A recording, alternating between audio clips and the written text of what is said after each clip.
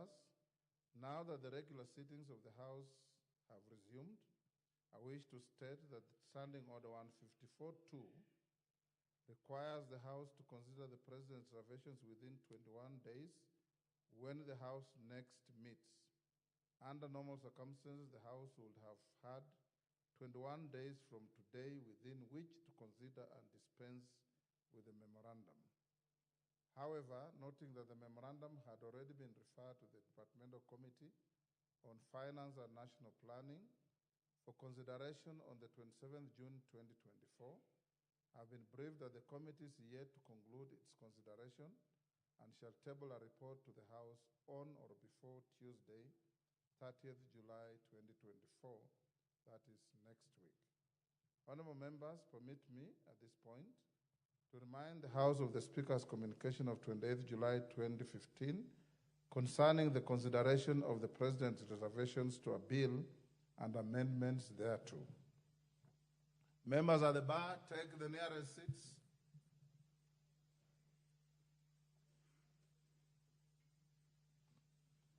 The nearest seats.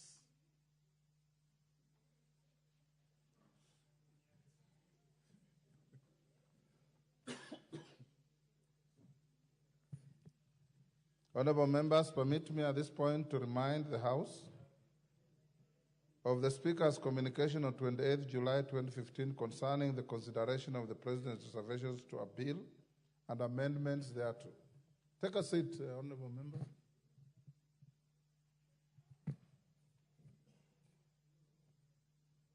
As per the guidance, any member who wishes to move the House to reinstate any clause of the Finance Bill 2024 shall be required to marshal the support of at least 233 members of this House. This is in keeping with the provisions of Article 115(4) of the Constitution, which requires that such a proposal be supported by at least 2/3 of the members of the National Assembly. Conversely, agreement with the President's reservations and the recommendation to delete all the clauses of the bill shall only require the support of a simple majority of the members present and voting. This is in line with the provisions of Article 115(2)(a) of the Constitution, as read with Article 122(1) of the Constitution. Honorable members, when the memorandum will be scheduled by the House Business Committee for the clause-by-clause consideration of the bill, the House will convert itself into a committee of the whole House for that purpose. Any amendments to be proposed to the bill will be proceeded with in the manner I have guided. Honorable members, having conveyed the message from the President, I now wish to address the various measures that need to be undertaken to bridge the fiscal deficit arising from the rejection of the Finance Bill 2024. On the Division of Revenue Act 2024, Article 218 of the Constitution requires Parliament to introduce the Division of Revenue Bill and the Counter Allocation of Revenue Bill at least 2 months before the end of each financial year. The Division of Revenue Bill divides revenue raised by the national government among the national and county levels of government. On its part, the Counter Allocation of Revenue Bill divides the revenue allocated to the county level of government among the counties. As members will recall, His Excellency the President assented to the Division of Revenue Bill Act 2024 on 10th June 2024. The Act provides for the division of revenue raised nationally between the national government and the county governments for the financial year 2024-25. In particular, the Act provides that the total shareable revenue is Kenya shillings 2.9 trillion, out of which 2.5 trillion was allocated to the national government and 400 billion was allocated to county governments. The revenue apportioned by the Division of Revenue Act was based on projections of revenue intended to be raised by the national government in financial year 2024-25. As such, the amounts in the Division of Revenue Act 2024 may only be realized if the projected revenues are actually collected by the national government. Any shortfall in the projected revenue collection has a significant bearing on the shares apportioned between the two levels of government. Honorable members, it's estimated that the rejection of the Finance Bill 2024 will occasion a financial gap of approximately 346 billion. This gap shall significantly impact the amounts apportioned by the Division of Revenue Act, the revenue due to counties under the County Allocation of Revenue Bill 2024 and the Monies of Revenue Act without reduction. To ensure that the national government does not default on its obligations, the Division of Revenue Act 2024 ought to be amended to reflect the revenue that the national government is capable of transferring to the counties in view of the current reality. Failure to amend the Division of Revenue Act 2024 shall result in the national government owing a financial obligation which it cannot clearly meet. In addition to the proposed reconsideration of the County Allocation of Revenue Bill 2024 by the Senate, it's expected that the chairperson of the Budget and Appropriations Committee shall introduce a bill to effect necessary amendments to the Division of Revenue Act 2024.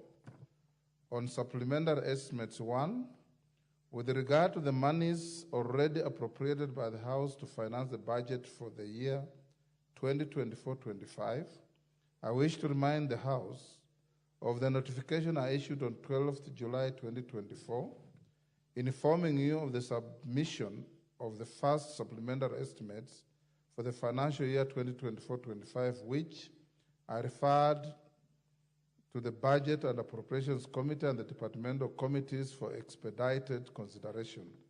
The supplementary estimates seek to rationalize the financial year 2024-25 budget estimates to align with the revised fiscal framework and actualize expenditure cuts across the three arms of government, commissions, and independent offices.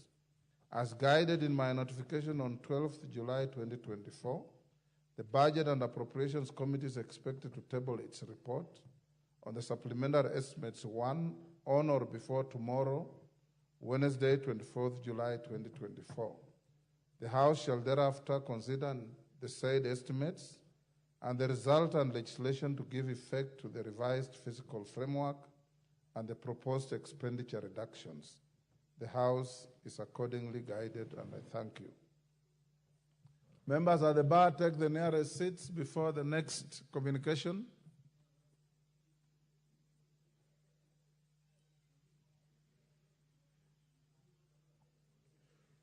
Yes, Honorable Junet. Mr. Speaker, I wish to comment on this matter. You know, communication from the chair is never debated. Mr. Speaker, it's true, but this is a very, very weighty matter, Mr. Speaker, the memorandum from the President on the finance bill. Yes. For the simple reason, Mr. Speaker, first, when you look at this memorandum, you'll realize that Kenyans have not yet come to understand very well on how Parliament operates. What stages that a bill goes through, the first reading, second reading, third reading, and also what happens when a bill is presented to the President for assent. So, Mr. Speaker, we used to have, as a friend of mine said that yesterday, a colleague of mine, we used to have open days in Parliament where people used to be taken through these processes of the bill making, Mr. Speaker. Mr. Speaker, this is a very, very important decision that has been made on a very important bill in this country, Mr. Speaker. And you know very well, before we went on recess, how emotive and how controversial this bill was, Mr. Speaker. And there are people in the country, our voters, who believe that this bill is becoming a law, Mr. Speaker. They believe that this bill is going to be implemented. But, Mr. Speaker, and this is an unprecedented situation, because this is the first time since I came to this Parliament 10 years ago that a bill, the President has deleted every clause of a bill, Mr. Speaker. I'm not sure whether he has deleted even the title of the bill. We need to check that in the memorandum. But he has deleted every clause of the bill, Mr. Speaker. It's unprecedented. It has never happened. In the last 10 years, we used to have a memorandum that comes to the House where the president could have issues with one clause, 2 or 3 clauses. This is the first time that a whole bill has been deleted. What does that mean, Mr. Speaker? If you ask me as a legislature here, because you have to raise 2/3 numbers to undo what he has recommended, according to me, this bill is, what do they say, dead as a dodo, Mr. Speaker. They say dodo is an animal that used to live in Malaysia, which is extinct now. So the bill is extinct as we... Malaysia, Madagascar. Madagascar, you're right, Mr. Speaker, in Madagascar. So, Mr. Speaker, this bill, as we speak, is dead because I don't think we have the capacity to raise 2/3 in this House, and we don't intend to do, because of the whip, I will not provide the 2/3 from our side, to undo what the president has done. So, Mr. Speaker, it is very important to give clarity to our voters, to give clarity to Kenyans that this bill is dead. We only need to agree on a burial date where we are going to do the burial rites, and we bury it properly and we forget about it. In our area, it's called Teruburu. We just do the Teruburu and we finish with this thing, Mr. Speaker. You've made your point.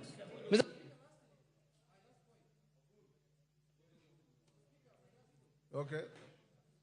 Give him the mic. My last point is this, Mr. Speaker. In your communication also, other than the issues that came back from the presidency, is the issue of how to deal with the supplementary budget 1 and the county revenue allocation. Mr. Speaker, I want to urge this House again. Let us look at those things objectively. It is this House that can know where to cut that money from in the budget, Mr. Speaker. And I want to urge the Budget Committee to sit down and look with a tooth comb the budget that was passed and make sure that we remove excess baggage and excess fat from areas that Kenyans don't need money for. Let us not touch issues that are very important to Kenyans. That is the work of the Budget Committee. Let them stand up to the occasion, and the majority leader has been a budget chairman for 7 years. He knows, he can guide them. Let us not cut the money from where we think that the Kenyans will feel paid. So, Speaker, with those few remarks, I agree the deletion, and will be presiding over the burial of that bill when it is brought here. Honorable members, I'm not opening debate on this. The communication is not to elicit debate. But Junet is right. The mischievous and misleading comments about the fate of the bill upon rejection unfortunately came from some of our own members here. Members continued churning out fake news to the public about the fate of the bill, to the effect that within 14 days it was going to become law, which was false. One senior member even sent me a draft bill to repeal the finance bill that was not an act of law. And I politely reminded him that you cannot repeal an existing act. You cannot repeal a rejected bill. And this point comes home to all of us. The finance bill was the genesis, probably the catalyst of the events that we have witnessed in the country. Continuing to churn fake news about the finance bill is to compound the problem in the country. So I urge all of us to follow the procedure. Junet, you are right that it might be difficult for any member proposing to save a clause in the bill to raise 2/3 majority, knowing how this House operates. But under the Constitution and the standing orders, we must go through the entire rigmarole to make sure that the bill comes back to the House. You sit as a committee of the whole, you consider each clause. If there is nobody challenging the deletion by the president, you vote with a simple majority present and voting, meaning our quorum number being 50, half of that is 25. They can vote to 26 can vote to support the President's memorandum. Any one of you who wants to save any part of the bill, including the title, marshal 233 members when it comes so that you can vote to save it. Thank you. Yes, McLeod. Thank you, Mr. Speaker. I wish to, on behalf of the Finance Committee, to report that we've already met as a committee and done our report, and we are ready to table tomorrow morning, Mr. Speaker. Excellent. Then we'll finish it even faster. Members on their feet, take your seats. I have another message to deliver. Bowen, stop greeting colleagues and take a seat.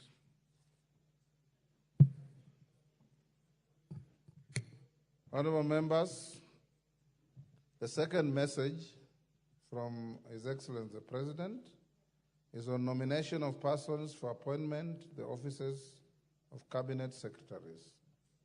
Honorable members, Standing Order 42.1 relating to message from the President provides that the Speaker shall read to the House any message from the President delivered to the Speaker for communication to the House. In this regard, I wish to convey to the House that I have received a message from His Excellency the President notifying the nomination of various persons for appointment to the offices of Cabinet Secretaries. In the message, His Excellency the President conveys that in excess of powers conferred on him by Articles 152(2) of the Constitution, as read together with Sections 3 and 5 of the Public Appointments Parliamentary Approval Act 2011, he nominates various persons for appointment to the aforementioned offices. For clarity, Article 152(2) of the Constitution states, and I quote, "The President shall nominate and with approval of the National Assembly appoint Cabinet Secretaries." The names of persons submitted to this House for approval for appointment as Cabinet Secretaries are as follows. Honorable Professor Kithure Kindiki, EGH, Cabinet Secretary, Ministry of Interior and National Administration. Dr. Deborah Mulongo Barasa, Cabinet Secretary, Ministry of Health. Honorable Alice Wahome, EGH, Cabinet Secretary, Minister of Lands, Public Works, Housing, and Urban Development. Dr. Julius Migos Ogamba, Cabinet Secretary, Minister of Education. Honorable Roslinda Soipan Tuya, EGH, Cabinet Secretary, Ministry of Defense.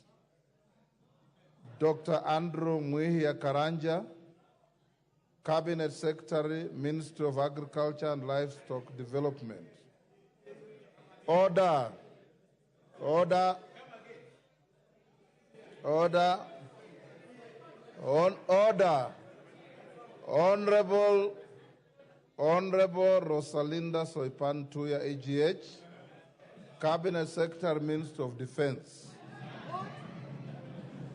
Dr.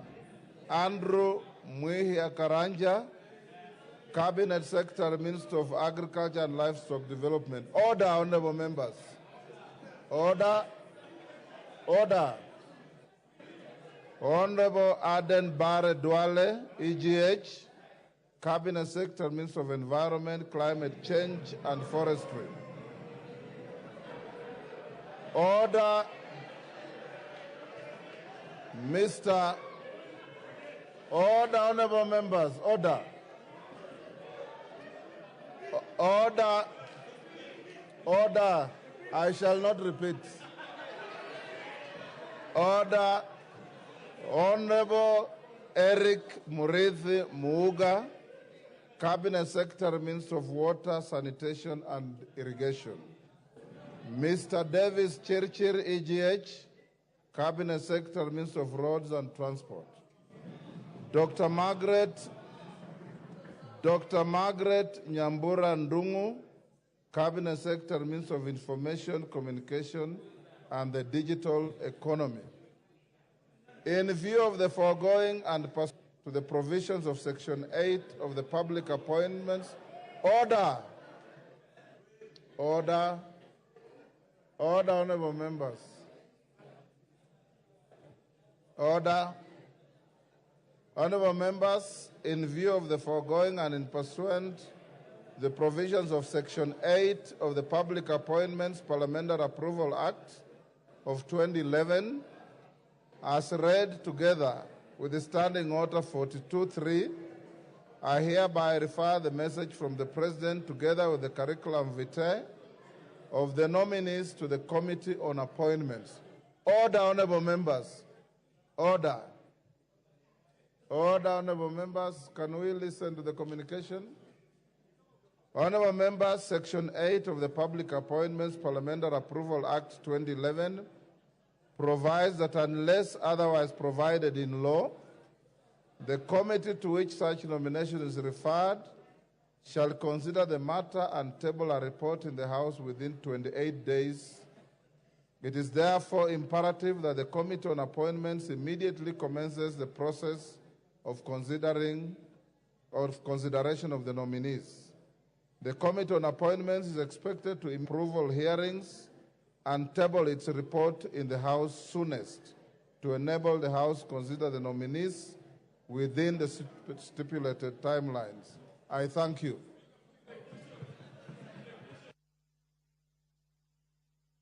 Next. No. Hakuna. Order.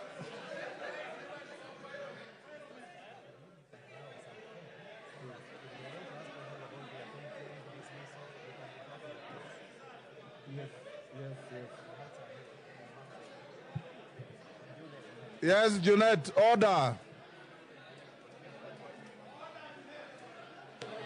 Order, honorable members. Junet, what is it? Huh? Yeah. Mr. Speaker. Order. Mr. Speaker. I'll come to you. Yes. Order, members. Yes, Junet. Mr. Speaker, Kaluma. Mr. Speaker, they normally say in Parliament, what you communicate is what is communicated and that is what is final. But I'm not sure whether this list is the same one, Mr. Speaker. We cannot change your records in Parliament, but we are really in doubt whether this is the real one. But we shall wait. Mr. Speaker, having said that, Mr. Speaker, I want to speak on this matter and say this. Mr. Speaker, this time and this period in Parliament, Mr. Speaker, I want to tell members, my colleagues, that vetting of this CSS is not going to be business as usual. This time, Mr. Speaker, and this time, Mr. Speaker, I repeat for the third time, if somebody is not suitable, if somebody is not capable, if somebody doesn't have the capacity, we are going to throw him out, Mr. Speaker. We must do justice to Kenyans, Mr. Speaker, and we must do our work properly this time, Mr. Speaker. Mr. Speaker, I participated in the vetting of the last CSS, Mr. Speaker. We know what people told us in that vetting, and we know there are people who have come back. If your records of net worth is not colluding or is not balancing, Mr. Speaker, just know we will throw you out of the window, not even the door. Mr. Speaker, the responsibility of making sure who is suitable and who meets the requirement of becoming a CS is vested in this House, Mr. Speaker, through the Parliamentary Approval Act. Honorable Junet, I'm finishing, Mr. Speaker. You are a member of the vetting committee. Mr. Speaker, I'm concluding, Mr. Speaker. Mr. Speaker, it is this House that is going to make sure it is this House that is going to make sure, Mr. Speaker, Kenyans get value for their money. It is this House that is going to make sure, Mr. Speaker, if you know brothers and sisters who have been nominated, if you know you don't qualify, please leave early before you come to this house. This time we will put you in front of Kenyans bare, Mr. Speaker. Bare. Naked bare, Mr. Speaker. Mr. Speaker, Kenyans are tired. And Kenyans are saying that they don't mind anybody becoming a CS. They want to have CSs in offices, but they want to have the right people who are qualified, Mr. Speaker. And we are going to do our constitutional mandate, Mr. Speaker, to make sure, especially for those who are in offices before and who have been brought back, you will see what we are going to do to you people, Mr. Speaker. With those few remarks, Mr. Speaker, I am prepared in the Betting Committee to kutana na hiyo watu mundu kumundu. Mundu kumundu. Mundu kumundu. Thank you. Yes, Kamket. Remember, honorable members, we don't debate communication such as this. Yes, Kamket. Thank you, Mr. Speaker. Mr. Speaker, while what you've read could be contradictory to what we heard the President announce, well, I would like you, Mr. Speaker, to confirm, indeed, that what you've read is actually what was communicated by the head of state. Number two, Mr. Speaker, I have heard the Honorable Junet threatening those cabinet nominees.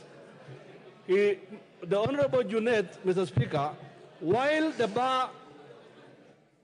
bar must be raised high for anyone appointed to cabinet, Mr. Speaker, or any other public position, we do not also expect that we are going, or His Excellency the President is going to appoint angels into cabinet. So, in as much as Honorable Junet is here threatening those nominees, even him, Honorable Junet, he who comes to equity must come with clean hands. And therefore, he must not stand here and threaten the careers of other Kenyans as if he's a very clean man. Even him, we know him also, Mr. Speaker. Order. Order. There is no motion against him here. Yes, Sunguli. Mr. Speaker, I want to thank you for the message that you have delivered, and I want to say that I'm sure that this time the list is very correct. And on behalf of the people of Narok, I want in advance to congratulate Honorable Soipan Tuya for coming back to a very important ministry. Order, Sunguli. Order. Soipan is not a minister yet. She's only proposed. Kiborek. Order. Order. Let's hear Honorable Kiborek. Thank you, Mr. Speaker. I want to, Mr. Speaker, will it be in order for the House to revet those CSs who have been vetted by the same House previously? My second point, Mr. Speaker, is there is many rumors going around that there's a broad-based government, Mr. Speaker. Is there a possibility that Mbadi doesn't want to sit because maybe it will be something in the next coming days, Mr. Speaker? Maybe the arrogance has started getting to his head, Mr. Speaker. Mr. Speaker, or maybe the humility, because I know Mbadi is a very humble guy. Maybe, I don't know, or maybe Junet is an interested party, Mr. Speaker. Yes, Kiborek. Mr. Speaker, I was asking, is it in order to revet those CSs who have been vetted before, Mr. Speaker?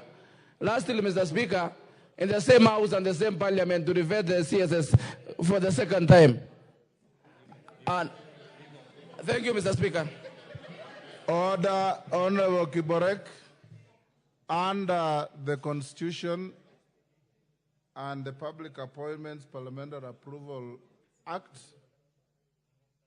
everybody, whether they were in the dismissed cabinet or not, once reappointed, must be vetted by this House.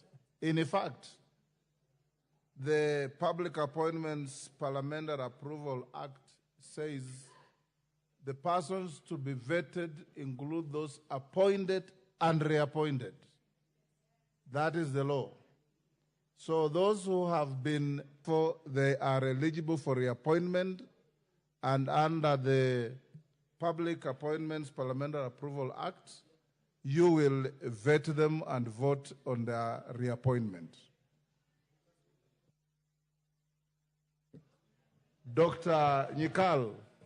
Thank you, Mr. Speaker. Last time you nearly assaulted me on the chair because I didn't give you time to speak.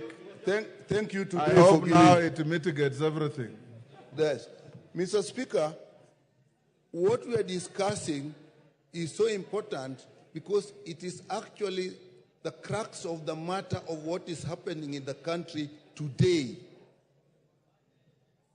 The ministers, the cabinet secretaries were dismissed from public pressure because due to public pressure. Apparently, clearly, the public, going by what was happening, had actually lost confidence in the government. And when they invaded parliament, this was a loss of confidence on parliament and its credibility. Therefore, Mr. Speaker, the process that is now reversing that must start in the most transparent way, without doubt, absolutely. Mr. Speaker, what the President announced is definitely different from what you have read to us. Mr. Speaker, at that point alone, the public will not really have confidence in what we are doing, unless probably the President came and first of all made the changes. He has the ability to do that. But what the public knows of the people we are going to vet is actually what he announced. Now, what we are going to vet now is totally different. Mr. Speaker, what the people believe, whether they are right or wrong, is important. People act from their belief. And when they were running and attacking at the National Assembly, it is arising from their deep belief that we do not represent their interest, we are not credible to them. Therefore, Mr. Speaker, I find, and you really need to clarify this, why the list you have read to us is different from what the President read. We are starting from a very weak point on that basis alone, Mr. Speaker. We really need to preserve this country, and particularly this House. The challenges are going to be bigger. Leave alone the issue that you dismiss people and then you bring them back. The question is, why did you dismiss them in the first place? But leaving that aside, Mr. Speaker, that credibility is required. We should have the same list, Mr. Speaker. Honorable Dr. Nyikal, as a House of Parliament, we are a House of record. And the record we have is a communication from the Executive Office of the President.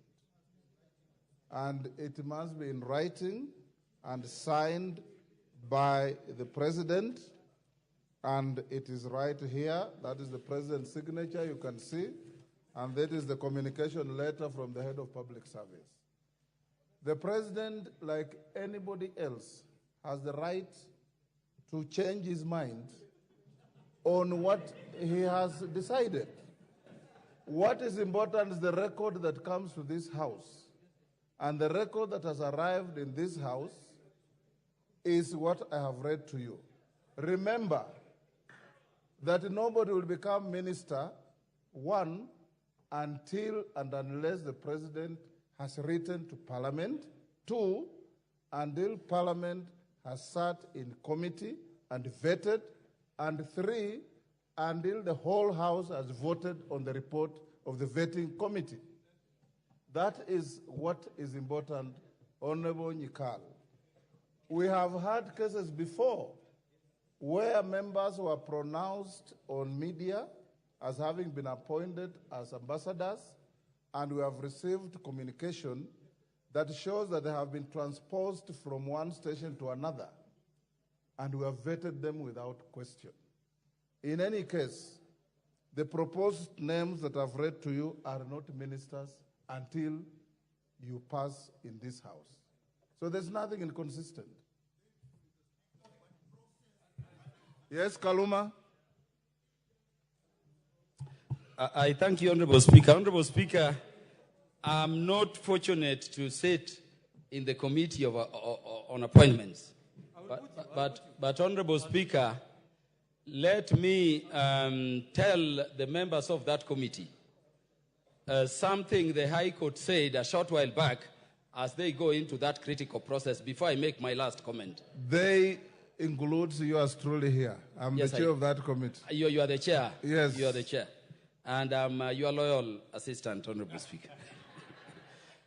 Honorable Speaker, in the year 2018, this is what the High Court said regarding public appointments under the new constitution. And I quote, Honorable Speaker, that August 27, 2010, ushered in a new regime of appointments to public office, whereas the past was characterized by open corruption, tribalism, nepotism, favoritism, scrapping the barrel, and political patronage. The new dispensation requires a break from the past. The Constitution, Honorable Speaker, the Constitution signifies the end of jobs for the boys era. Article 10 sets out the values that must be infused in every decision-making process. Honorable Speaker, I'm saying this is a critical reminder to us because we are at a point in time when the nation is looking unto this House to provide the leadership it needs. Honorable Speaker, it is for this reason that last week, even as the ODM party, independent parties of Azimio also, we sat and said that the government of Kenya belongs to all of us. And Honorable Speaker, we met as ODM and we resolved so. I'm saying this because I don't want some confusion I've seen circulating. Somebody writing saying if members of the ODM party are appointed to government, they are going on their own. We met and resolved so. And Honorable Speaker, don't say no.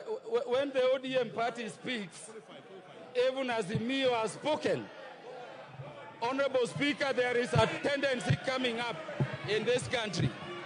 Honorable Speaker, Honorable Speaker,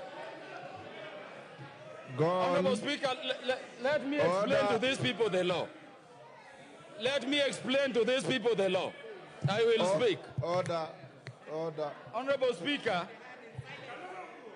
Order, honorable members. Honorable Jalas. Yes. Yeah, we want to speak. This is not a baraza in Langata. This is a House of Parliament. Go on. Honorable, let me address, Honorable Speaker, what is in Article 232 of the Constitution. It says the public service will have the face of Kenya. All ethnic communities will be there. Persons of the gender quotas prescribed under Article 27 will be there. Honorable Speaker, as a person from an ethnic community, I will not agree to a position where people say everybody is in the government of Kenya except Luos. Yet Luos also pay taxes. Honorable Speaker, I therefore want to congratulate the President for the appointment, but request the President that within the week, as soon as tomorrow, we want to see those other appointments Baba was to forward to him. And we want all of them approved. And Honorable Speaker, if that can happen, then we are going to push this thing very fast. We cannot leave anybody out. And Honorable Speaker, let me send a warning. We want to tell people sending conflicting positions from the ODM to remember that they are on an interim position in those positions. We can remove them if we resolve a position and then they contradict it. This one has to happen for the good of the nation, and we are telling the government we are ready to serve to secure that Kenya moves properly. Thank you, Honorable Speaker. Order, honorable members. Order. Next order. Next order. Next order.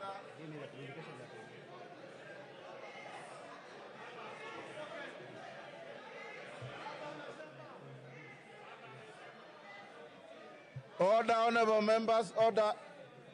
Order. Order.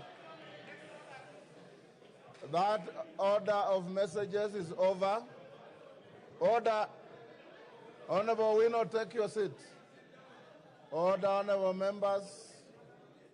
We'll now go back to order number 2, where I have a communication. The messages are over. The message on finance bill and appointments is over. Honorable members, I have a communication. Order. Order, Honorable Were. Order. This is a communication on allegations of bribery of members of parliament in the discharge of parliamentary duties. Order. I don't want any assistance. Just do the listening, let me do the talking. Honorable members, I wish to inform the House that my office is in receipt of correspondences dated 24th and 25th June 2024 from various members of parliament regarding allegations of bribery of members of parliament during the voting on the Finance Bill, National Assembly Bill number 30 of 2024. The House, the honorable members include the Honorable Joseph Munyoro MP, the Honorable Joseph Kosgei Elmengit MP, the Honorable Jane Kagiri MP, the Honorable Kanyuitha Mutunga PhD MP, and the Honorable Didmus Wekesa Barasa MP.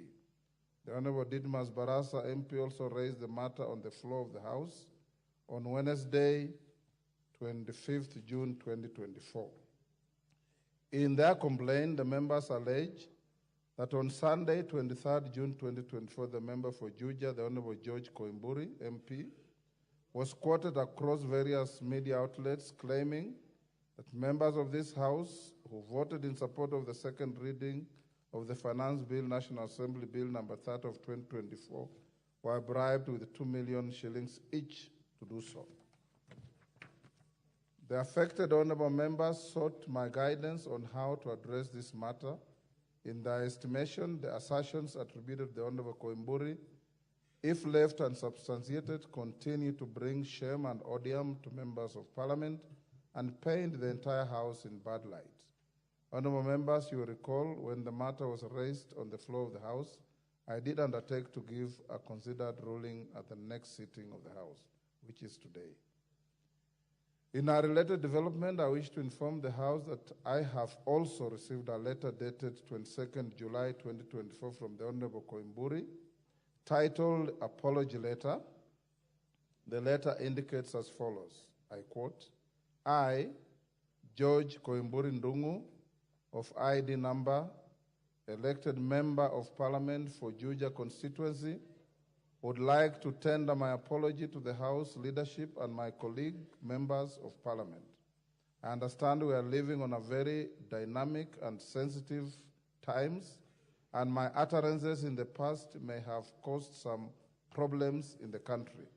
I'm remorseful and humbly seeking for forgiveness.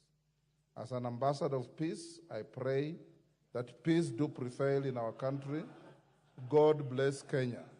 Order.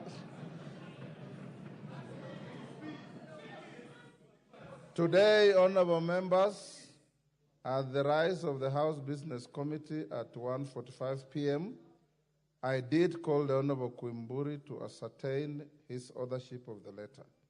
The Honorable Koimburi did confirm authorship of the letter and further denied any claims that he had disowned the letter and its contents. The Honorable member further indicated that he is currently away in Mombasa and unavailable to attend the sitting of the House until Tuesday, 30th July 2024. Honorable members, any allegation of corrupt practice, bribery, or attempted bribery is sustained on the privilege of the institution of Parliament and deserves expeditious investigations and resolution. The practice and precedents applicable of the House require that any issue touching on the privilege of the House should be dispensed with as a matter of priority. I fully appreciate the pain and discomfort that the pendence of Honorable Koimburi's allegations continues to cause the affected members. However, I've reluctantly allowed the Honorable Koimburi to avail himself to the House by 2:45 p.m. on Tuesday, 30th July 2024, to explain his actions with regard to the complaint raised by the affected members and the context of his apology letter in the manner contemplated by the Parliamentary Powers and Privileges Act 2017 and the standing orders. Thereafter, I shall guide the House on any subsequent actions to be taken in the matter. That is accordingly guided. The House is accordingly guided. I thank you. Yes, Majority Leader. Honorable Speaker, thank you for that communication. Honorable Speaker, we are well guided as to your directions on Honorable Koimburi. But Honorable Speaker, I'm a bit concerned because last evening, a gentleman from his office, who I'm told is his constituency office manager, delivered a copy of that letter, and the letter indeed you are alluding to, you will see, is also copied to the offices of the Leader of Minority and the Office of the Leader of Majority. Honorable Speaker, I was able to check after the House Business Committee this afternoon, when you raised the matter before the House Business Committee, that indeed the Honorable Koimburi's PA, when he delivered the letter to my office, the copy that was stamped in my office had only one stamp. But the PA had another copy which was stamped twice, because at one instant the rubber stamp was upside down, and therefore it was stamped twice. And members will note, and Kenyans will note, that that is a letter that was circulating on social media, because I had to take great offense with my staff when I suspected they had circulated a letter on social media before I even saw it myself, because I was seeing it when I was already home after 8 p.m. But, Honorable Speaker, what worries me is that immediately that letter circulated on social media, the Honorable George Koimburi, on his own Facebook page, stamped it fake and said it was a fake letter.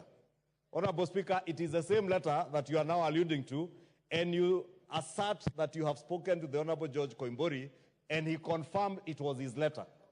Therefore, Honorable Speaker, even as the Honorable George Koimburi comes to shed light on what he said on the matters that were complained to, I think his behavior last evening, today, and the days before that, Honorable Speaker, brings into disrepute not just his image as an honorable member of parliament, but also the integrity of the office he holds, Honorable Speaker.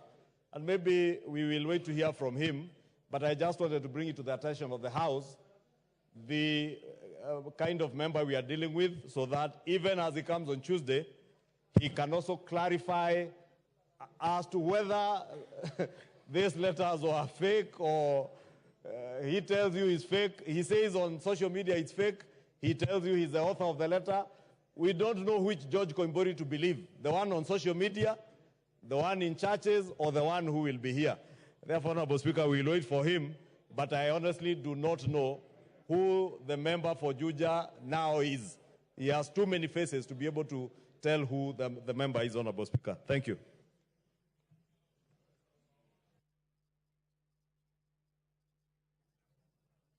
Honorable Maua. Thank you, Mr. Speaker, for giving me a chance. Mr. Speaker, I want to support whatever the Leader of Majority has said.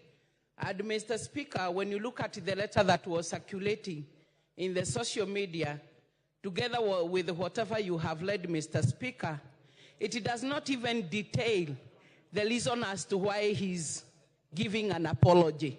So, Mr. Speaker, later on, Mr. Honorable Koimburi may say that he was not giving an apology on the leveled of the issue of the 2 million. So, Mr. Speaker, that letter is a bit ambiguous on the state as to why he's giving an apology. Mr. Speaker, we want to have, if at all we are to agree, a letter that is talking of an apology over an allegation that the members were given 2 million. But that one is vague and a bit ambiguous. Thank you, Mr. Speaker.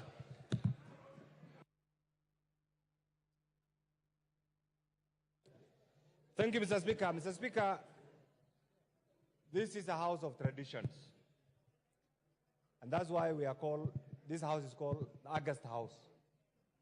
Mr. Speaker, this member has made a number of unsubstantiated allegations against individual members of parliament, against the 13th parliament, and against everybody.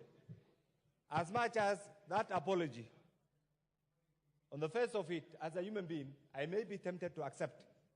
But, Mr. Speaker, because this thing has been so much circulated and it's all over, I want to beseech you to refer this issue to the Powers and Privilege Committee so that that document is properly subjected to justice. Justice means I want to go and appear as a witness and say the pain and the agony that I went through as a member who has been included in that particular bracket. So, Mr. Speaker, taking into account that this member has been flip-flopping also, I'm sure next time he will say he did not speak to the Speaker. And we do not want the integrity of the Speaker to be put on question. So I want to agree with the majority leader. For us to be fair, for us to be contented, for us to be satisfied, we beseech you to refer this to the Powers and Privileges Committee, and it will not only deal with this issue, it will also deal with any other member, any other will-be member who will be casting aspersion on the integrity of this House as a House and also individual members. So, Mr. Speaker, I beseech you. This will also give us an opportunity to amend if there are issues that we need to amend in the current standing orders or in the powers and privilege so that this House remains a respected House in line with the letter and spirit of the current Constitution. Thank you, Mr. Speaker. Dr. Mutunga.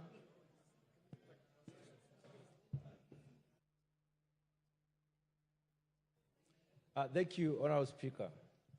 Honorable Speaker, I believe strongly that the Honorable Koimburi was in his normal senses when he stood on the pulpit of our church and made the allegation. Honorable Speaker, the follow-up activities do not in any way indicate that Honorable Koimburi was remorseful. I believe it is because your office contacted Honorable Koimburi that he has even written the vague apology letter. Honorable Speaker. That is not true, Mutunga.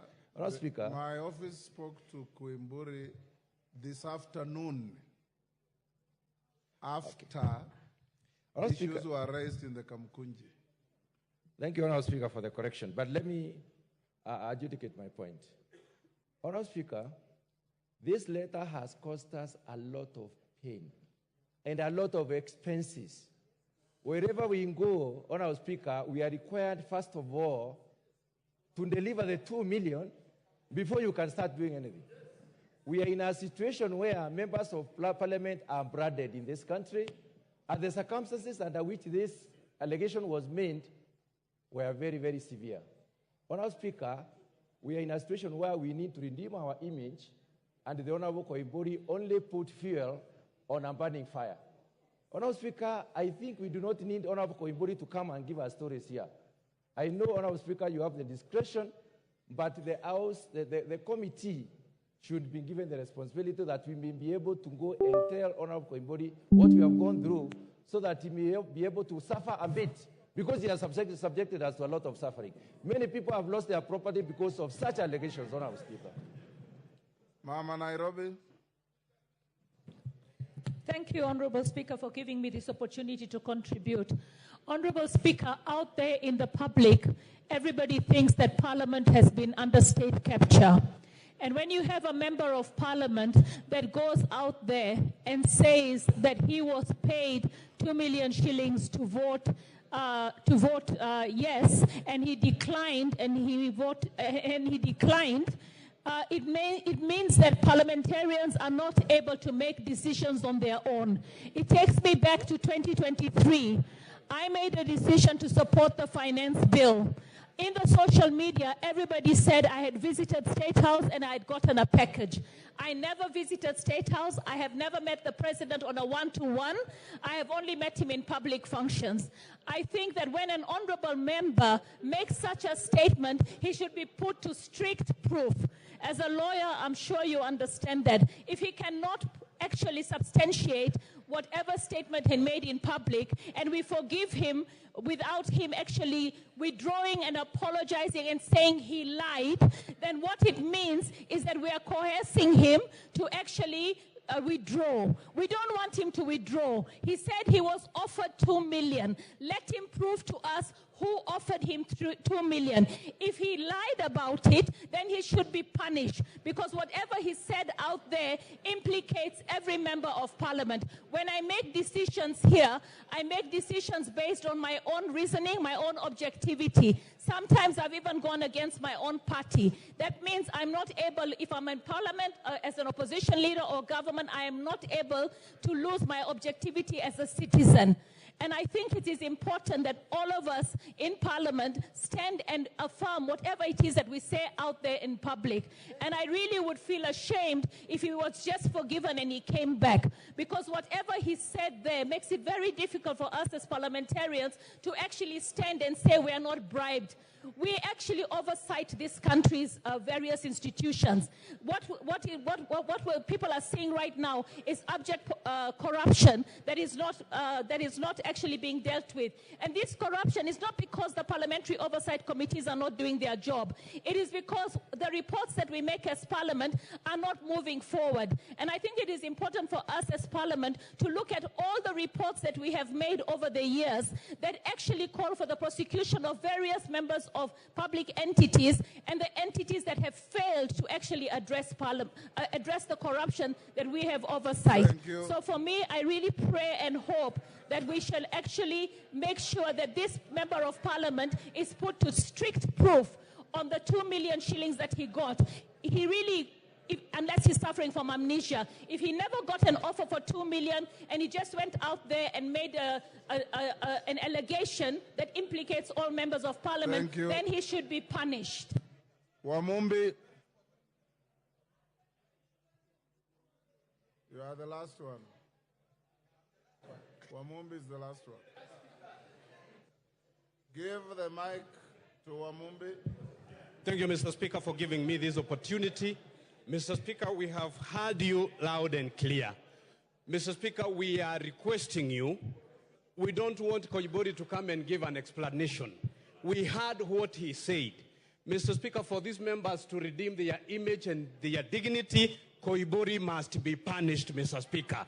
For this House to continue, Mr. Speaker, Koibori must be punished, Mr. Speaker, because these members need to redeem their dignity. And those members who also voted no, they also need to tell us whether they were paid to vote no. We voted yes on our own volition, Mr. Speaker. So for this House to continue, for these members to redeem their dignity, Koibori must be punished. Thank you, Mr. Speaker. Order, honorable members.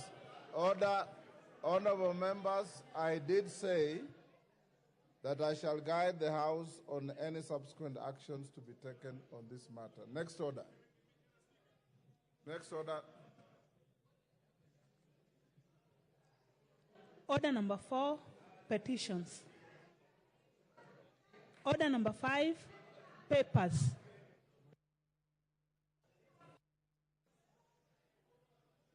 Majority Leader. Yes, The mic, Naomi. Honorable Speaker, I beg to lay the following papers on the table of the House today, Tuesday, July 23rd, 2024. 1, supplementary estimates, 1 for the year 2024-2025 from the National Treasury and Economic Planning, and the following accompanying documents. A, program-based budget. B, recurrent estimate. C, development estimate, volume 1 and volume 2. And D, statement on financial year 2024-2025, supplementary estimate number 1. 2, legal notice number 105 of 2024 relating to the income tax charitable organization, and donation exemption. Rules 2024, including explanatory memorandum and evidence of public participation from the National Treasury. Number 3, legal notice number 109 of 2024 relating to the road maintenance levy fund, imposition of levy. Order 2024, including explanatory memorandum and reports of the public participation from the Ministry of Roads and Transport. Number 4, report of the NGCDF Board on project proposals, approved disbursement status, and restrictions imposed on constituency account the third quarter of 2023-2024 financial year. Number 5, price stability target and economic policy of the government for the financial year 2024-2025, budget from the National Treasury. Number 6, the June 2024 special audit report of the Auditor General on debt servicing of external loans in Kenya. And number 7, the June 2024 special audit report of the Auditor General on the implementation of the Global Fund program in Kenya. Thank you, Honorable Speaker, and I beg to lay. Order, honorable members. Order. Order, honorable members. Honorable McLeod. Who is the member talking to Honorable McLeod? Take your seats. The House is in session. Honorable Babu Wino, take your seats. Those who are walking out for their coffee or conversations, do so without disrupting the proceedings of the House. Chairperson, Budget and Appropriations Committee.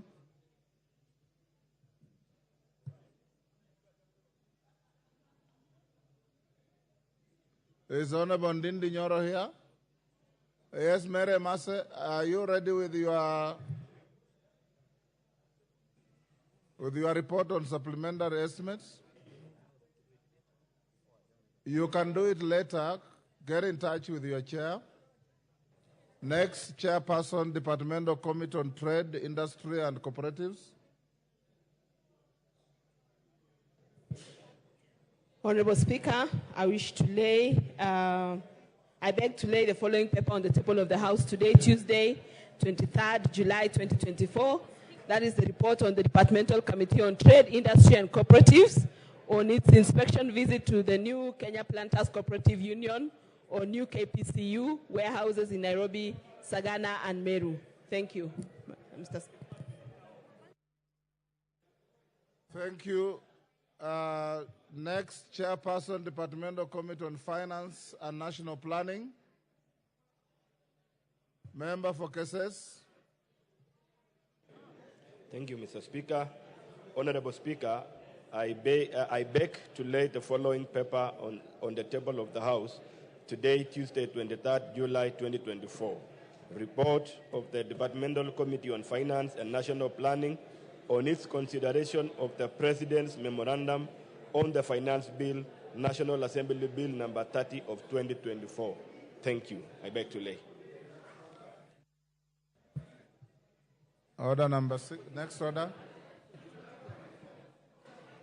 Order number 6, notices of motion.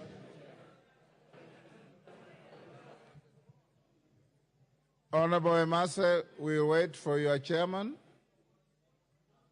You will be given an opportunity to table and give notice of motion. Chairperson, Departmental Committee on Trade, Industry and Cooperatives.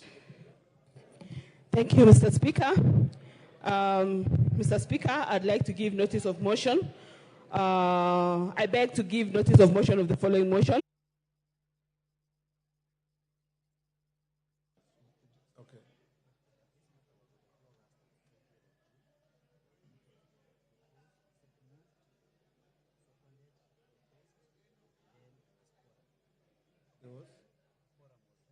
Honorable members, we are now at order. Order, members.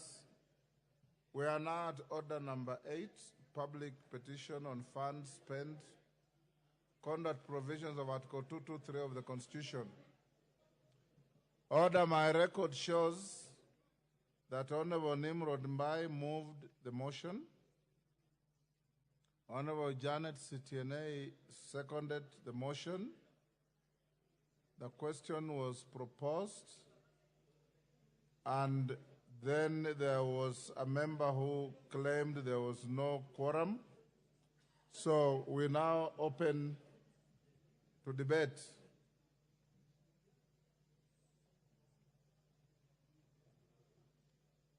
My screen has nobody wanting to speak to this.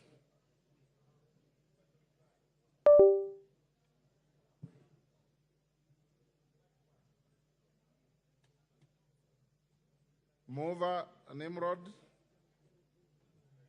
Where's Nimrod? Janet Sitiene. You are the seconder. Who is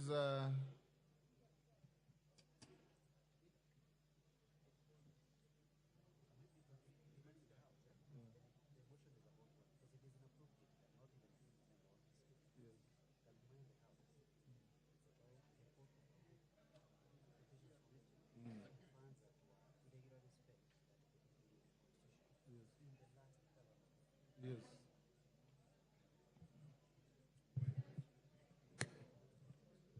Yes, Makali Mulu.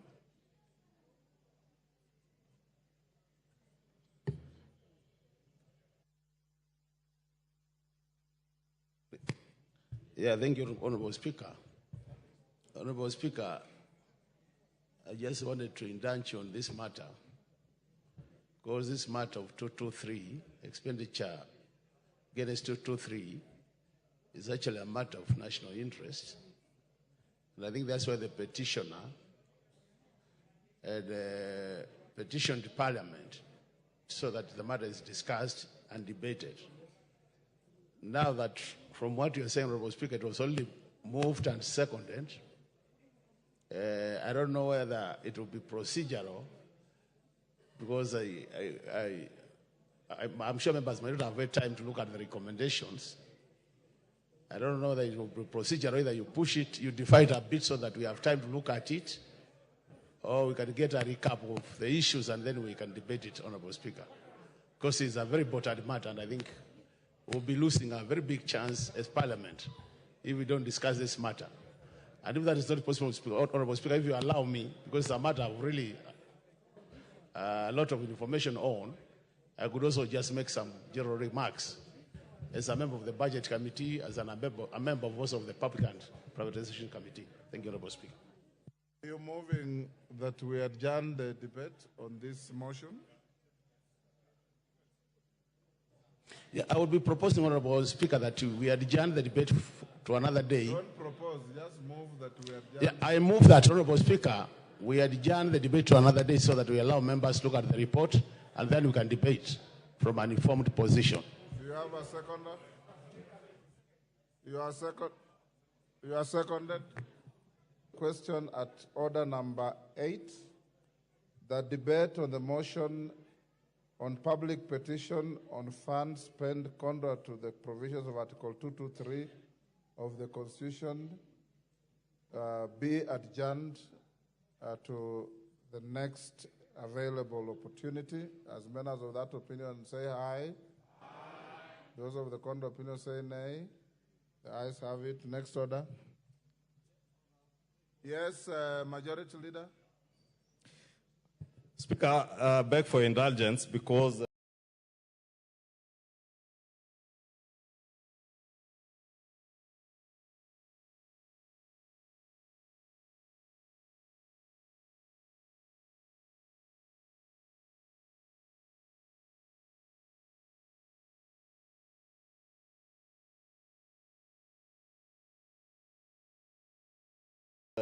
I know members having come from the recess, and this is part of the beast. Kalimulu says that has bedeviled all parliaments, right from the 11th Parliament, Honorable Speaker, and this House has spoken at length on abuse of Article 223. So I really want to beg members to get a copy of this report and interact with it, because this relates to the payments that were made in the dying hours of the last regime. The telecom haste, the 6 billion telecom haste, Honorable Speaker, and many other payments that were made in the run-up to the last elections are issues that were being addressed by this report. And I really want to beg members to interact with this report so that when this matter comes up for debate again, we can be able to debate with the full knowledge of what the committee found through the interactions with all the stakeholders that they did interact with. And also of note, Honorable Speaker, is for chairs of committees. I can see this matter touches on the Departmental Committee on Agriculture and Interior and National Administration. It touches also on the National Treasury, and it would therefore be important for chairs of committees, their vice chairs, and also members who sit in these particular departmental committees to interact with this report before, Honorable Speaker, we make a decision on whether or not to adopt the committee's report, Honorable Speaker. And I wish to thank Honorable Makali Mulu for moving that motion of adjournment. Thank you, Honorable Speaker.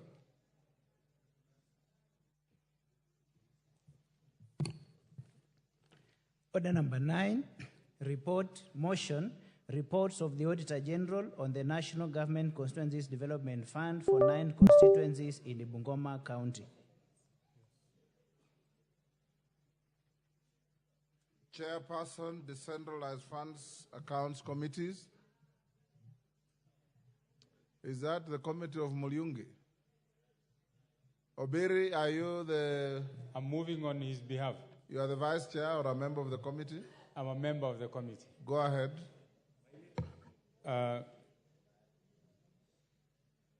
Honorable Speaker, on behalf of the chairman of the Decentralized Committee, I beg to move that this House adopts the third report of the Decentralized Funds Accounts Committee on its examination of the audited financial statements for the National Government Constituencies Fund for the 9 constituencies in Bungoma County for the financial year 2013, 2014, 2014, 2015, 2015, 2016, laid on the floor of the House on Thursday, the 7th of March of 2024.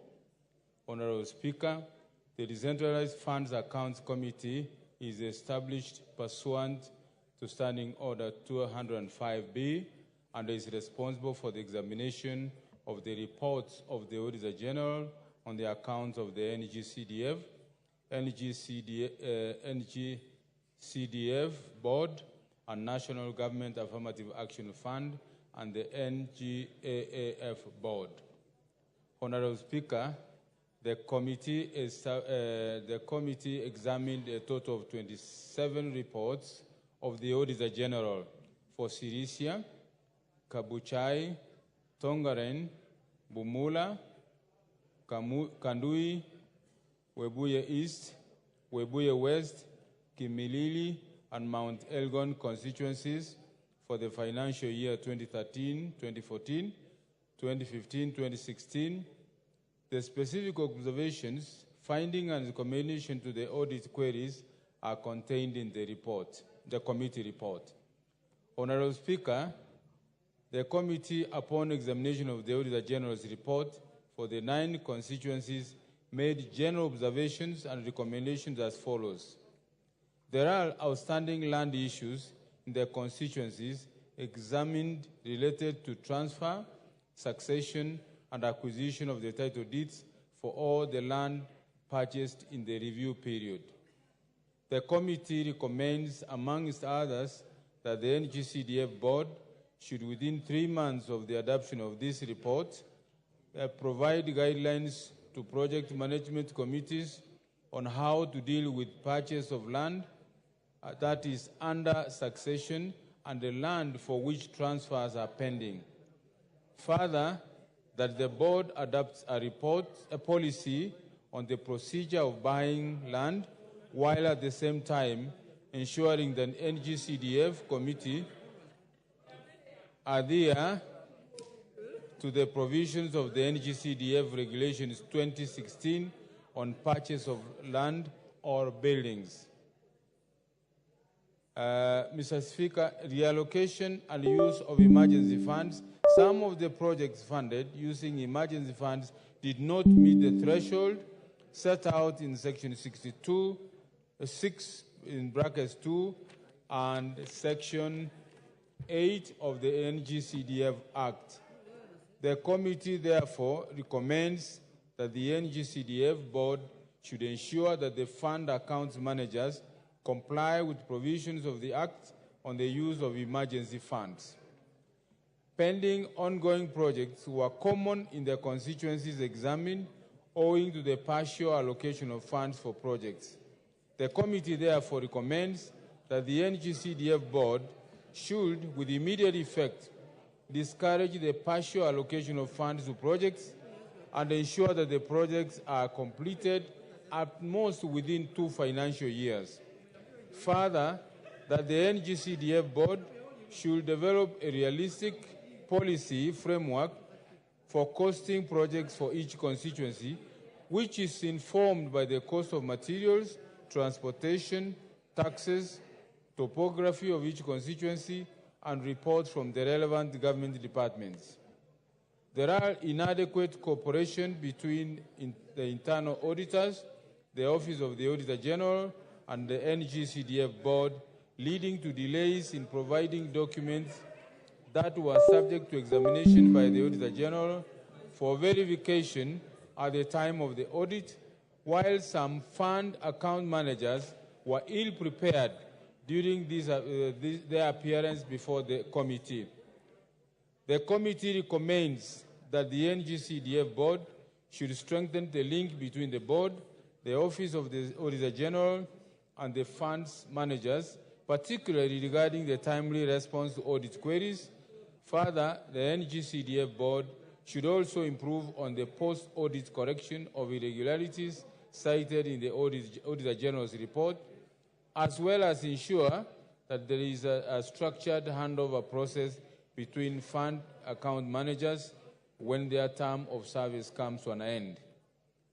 The committee recommends that the NGCDF board should ensure that constituency committees employ qualified accountants for their constituency offices beginning from the financial year 2023-2024 within the 6% administrative allocation allocated to NGCDF. The committee also recommends for the continuous capacity building of fund account managers on financial reporting standards, record keeping, and procurement laws and regulations. The Honorable Speaker, I wish to move and request Honorable Ngeleche to second this report. Thank you. The Honorable Julius Mwade. The Honorable Wilberforce Oundo. Who is seconding? The Honorable Ngeleche is seconding. Yes. The MP for Elgeyo Marakwet. Proceed.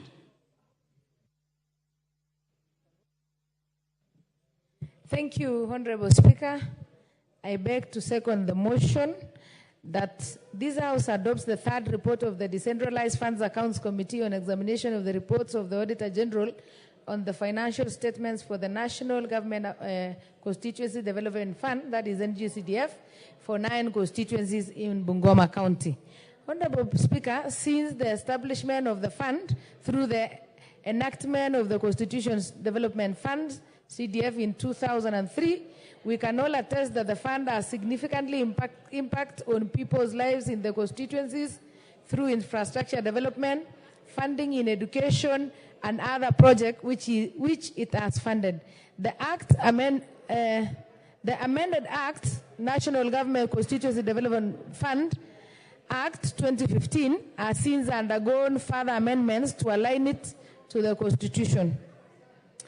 Honorable Speaker, the issue of delay in disbursement of funds from the Exchequer continues to affect projects implementation, leading to audit queries in all the constituencies examined. This is a matter that can only be addressed through timely and adequate disbursement of funds to the NGCDF board by the Treasury for immediate release to the constituencies.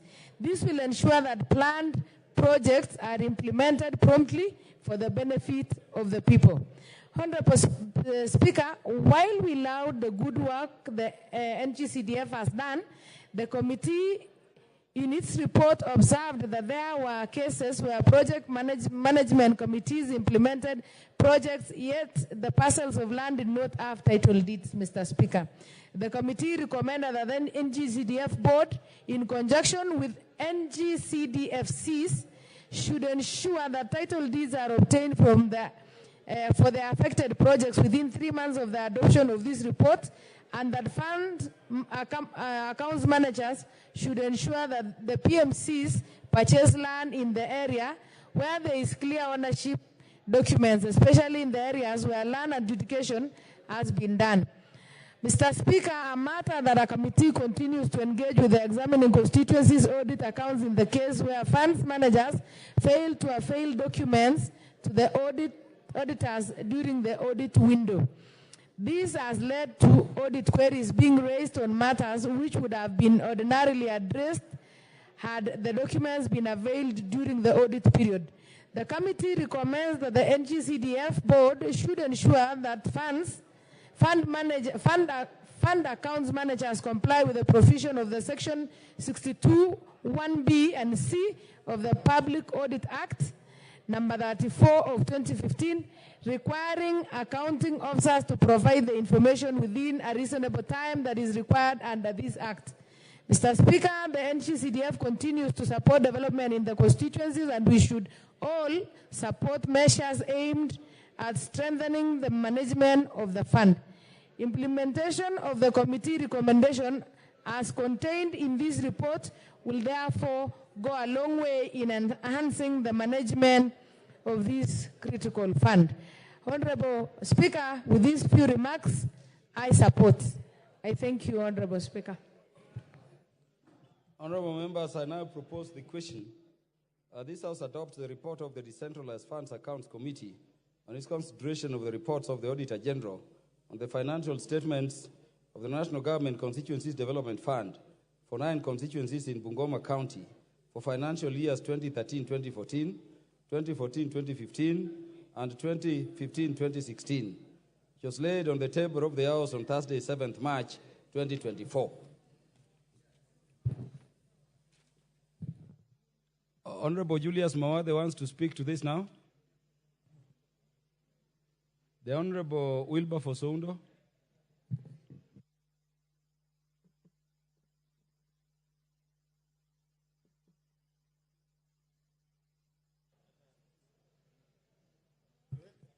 Thank you, Honorable Speaker, for this opportunity to contribute on the motion that has been presented here.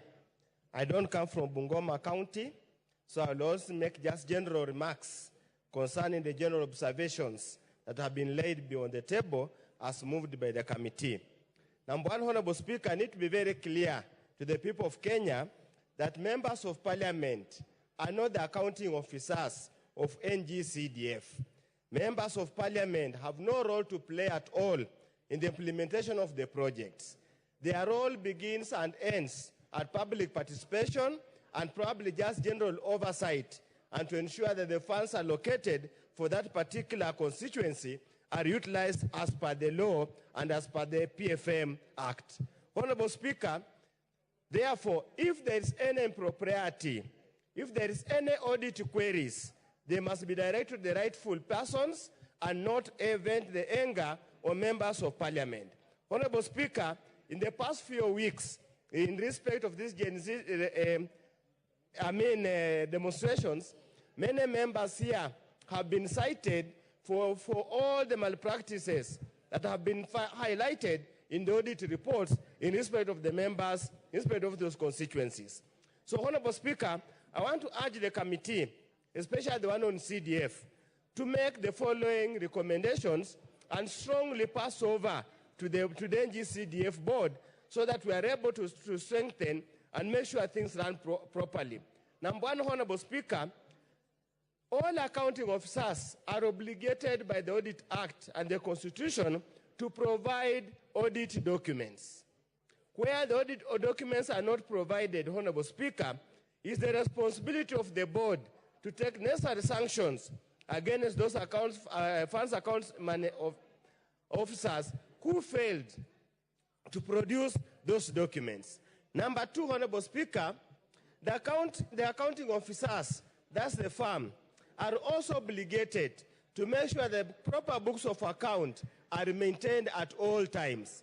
Honorable Speaker, things like bank reconciliation becoming an audit query is an indictment of the level or the quality or the capacity of these accounting officers. So, Honorable Speaker, one of the recommendations, therefore, another recommendation that needs to pass very clearly, there must be capacity building. They should not just pick anybody to become a fund accounts manager who does not have the capacity, cannot even maintain a books of account. Thirdly, Honorable Speaker, there is always many challenges at the time of transition, from one committee to another, and from one accounting officer to another. And that particular moment, there are so many gaps that are normally found in the respective files. I have also witnessed in my constituents, Honorable Speaker, it's therefore important that there must be a mechanism put in place at the board to ensure the handover is seamless and all the documents are handed over. And if the outgoing fund manager still remains in service, that fund account manager should be held liable and must be obligated to provide all the information that's required.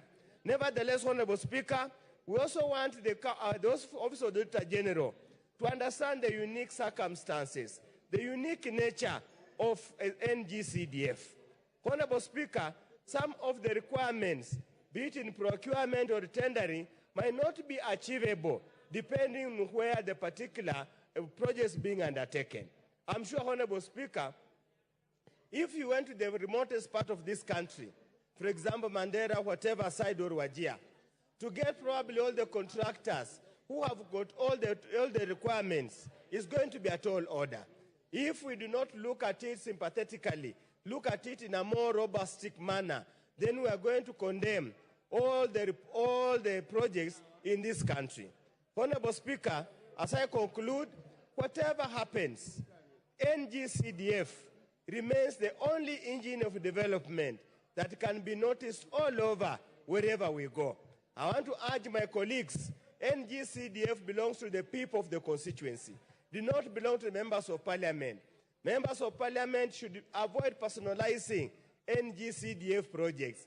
You don't have to fix your photo on a school bus you are bought for a school. You do not need to fix your photo on the posters or the signboards that we normally are required for purposes of as required on the board. Honorable Speaker, we must as a people guard, because the recipients of CDF have no problem with the CDF. It's only the lazy bodies, the busy bodies all over the country who think that NGCDF is a license for an MP to be re-elected. NGCDF is a poisoned chalice that is normally can either send an MP home or can retain an MP. It's not an automatic passage to the next point. But I want to urge my colleagues that wherever we are, let's talk about NGCDF, because that's what can be seen all over. All those other projects cannot even be seen. Honorable Speaker, the other day, I saw in a report somewhere, there's a certain constituency where the school infrastructure is dilapidated, and the only thing you can see are those ones done by NGCDF. The county has never built an ECD block. The county has never done anything. So we must not bastardize. We must always strengthen NGCDF. And we want to ask our colleagues in the Senate, if they have nothing important to do, if they have nothing important to debate in their chamber, let not waste their time talking about NGCDF. We don't talk about their Senate Oversight Fund, which they only use to probably to eat mandazis and keep girlfriends and mistresses in their offices. With those few remarks, Honorable Speaker, I support the report. Thank you. Member for Oraka.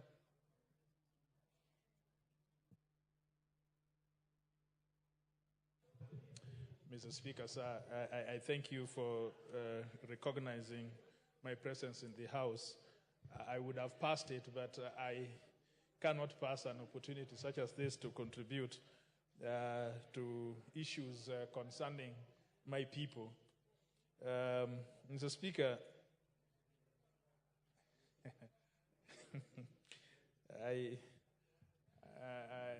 this is very interesting. Mr. Speaker, sir, you see in Ruaraka, there are several efforts to be able to resolve the issues of interest to my electorate. One of them is intervention of the devolution. The other is the direct intervention of national government. We have seen all this over the years, but until the solution of Constituency Development Fund came, there has been no other attempt at reaching the basic needs of the people as has been with the disbursements of CDF, especially in issues of education and security. I'm aware that there is a tussle, but this tussle is elitist, sponsored by those who think that all the funds should go to devolution. If you think like that, then there would be no reason for division of revenue. When you think about it, Mr. Speaker, once there is division of revenue, which is in the Constitution, the revenue which remains to the national government has authority and has the leeway to be able to spend it in the best manner in which it can impact on the people. So this money called Constituency Development Fund does not come at all from the devolved funds. Professor Oundo here would assist me. It does not come at all from the devolved funds. There is division of revenue.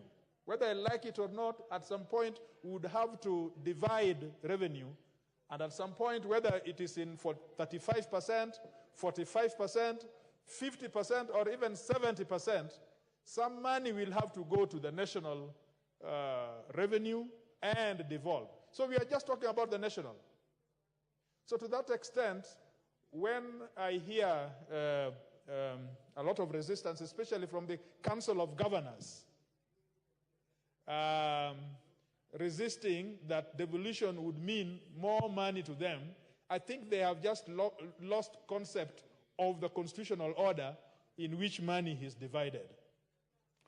Mr. Speaker, together with the action of this House in looking afresh at the CDF Act and aligning it with the provision of the court rulings, and especially on the Constitution, the Member of Parliament has no chance except mobilizing his people during public participation, and has been said by Professor Oundo. What I want to say, this country must, choose to develop.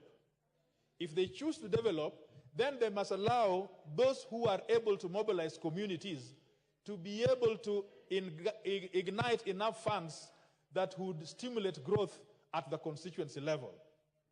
Now,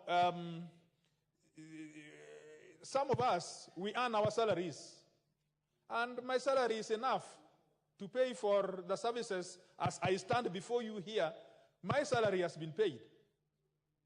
I have no appetite, I have no interest in putting my fingers in monies which I don't have legislation authority over. In fact, one would say that now I don't have money to spend on funerals, on weddings. Maybe at some point I will urge the House to allocate, if at all the economy recovers, so that I can have money to pay for funerals and weddings. But as of now, my legislative duties, My representation duties, my oversight duties are well paid by my salary. So this misnomer that governors think that, of course, if they destabilize CDF or, for that matter, the other house, that then that would give them the opportunity to put their fingers on this tail. In fact, it is the reverse. Mr. Speaker, have you asked yourself why governors, for example, give bursaries to students? If their mandate, it's a constitutional mandate, is about ECD, and the law is ECD, what is this mandate they have that they are exercising to give bursaries? So this is just a confused system. We have to come to order so that monies are concentrated where the Constitution has directed them to be. I thank you, Mr. Speaker. Honorable Kajwang, did you say governors are giving bursary to secondary and university students? I am shocked, Mr. Speaker, that the bulk, I've never had a governor give ECD, and I'm waiting for governors to be able to give scholarships for the bright children in preparatory 1 and preparatory 2. I'm waiting for that day when a governor will call nursery students to give ECD. The money is paid to secondary students, university students. The other day, somewhere in Eldoret, and the governor, who is now an honorable member of parliament, has never been able to respond to this, that tranches of thousands and thousands of money were paid to some students going abroad. This is a student going to do master's and postgraduate diploma. Why would you want to put public funds to equip a boy who is now going to go into postgraduate training while you are unable to afford schools, primary schools, ECD schools? So I think that governors are, I do not know what kind of the devil that has walked into our system, but really the devil is walking within our system in some way that we are impervious to reason, Mr. Speaker. I thank you, Mr. Speaker. Kajwang, the Honorable Ferdinand Wanyonyi. Thank you, Mr. Speaker, for the chance. I think I've been sitting here the whole day, and thank you for this chance. I don't come from Bungoma, but I was born in Bungoma. The issues that have been raised by the CDF, I don't know, but I want just to make a few comments here and there on the same. First and foremost, I want to agree with Honorable Kajwang on the governors at giving out bursaries. I know they have particular cases where they give out scholarships.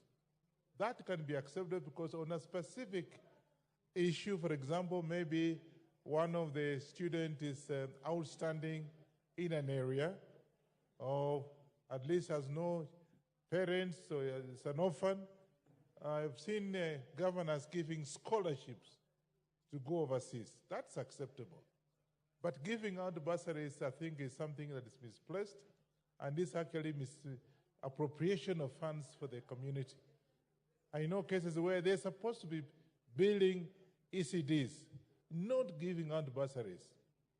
So I think they just want to, and of course the other one I want to talk about is where I saw on the TV, Mr. Speaker, and maybe you saw the same, our colleagues across, the senators, wanting to do away with the CDF.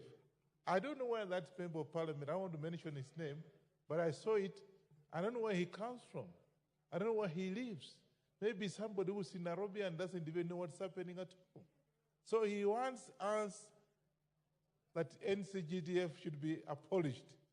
That is out of envy and jealousy, because he knows that maybe his members of parliament are doing so well, and so therefore the only thing he can do is, of course, to undermine him by suggesting that NCGDF should be abolished. I think it's time for this House, maybe the Speaker of this House, to talk to the Speaker of the next House so that this issue is not even raised anymore. Because how does he talk about that? I saw it personally on the TV, and I know the gentleman, but I think he's a newcomer, so who has nothing to say. Just because he was given a chance to talk in the Senate, he stood up and started talking about that kind of thing. Now, the other thing is that, quite true, the issue of NCGCDF dealing with land issue all over the country is an issue, because you may want maybe the community want a school to be put somewhere. Maybe if it's not a school, maybe a the chief's office or assistant chief's office. And so again, it must be very clear. For it to function, you must have what they call the title deed. And most cases in this country, title deeds are an issue. People are not having title deeds. And those who, maybe the issues, maybe because of the parents passed on and what have you, and that issue is there. And so NCGDF has been having problems in Guti, my own area, where you find that the land is there, but very conveniently located, but he cannot do anything on that land because there's no title deed for the same. So the same thing is happening maybe in Bungoma, where I was born, but I don't live there. That issue is there. Then, of course, the other thing that we should actually tell people is that the capacity building, that should be an ongoing cases, because we have cases where the officers in that NCGCDF are not properly trained. And so the issues actually, maybe even bookkeeping is not very good for them and what have you, and reports, what have you, supposed to go to headquarters, they can't make those kind of reports. So we need to have NCGCDF having regular training and exposure in all the areas. Maybe if we take a region, Rift Valley or whatever, or whatever region it is, we can have then NCGDF training some of these people so they can be able to understand the importance of actually running the NCGDF. Otherwise, the CDF actually is the best way of looking at the development in the area. And I think myself, for example, I think I'm where I am because of the work being done in my constituencies. I think we've done very well because we take care of the bursaries for those who are not able. And I don't just give out bursaries, I do what they call vetting, where we vet those who actually deserve. Because there are those who actually don't deserve, but they also want those bursaries. We do that, and we give them very regularly. The only problem, as mentioned by somebody, is the delay in disbursement of the CDF funds. I think that's again, as a parliament, you should be able to tell that as a CDF board to be able to be giving out the money on time, because that is the biggest problem. You have an issue, you have got a project, but it cannot take off, or you have actually engaged a contractor on building some structures, second school, whatever, but it takes such a long time for the money to come on time. So that again is something that must be corrected so that we can be able to go forward and be able to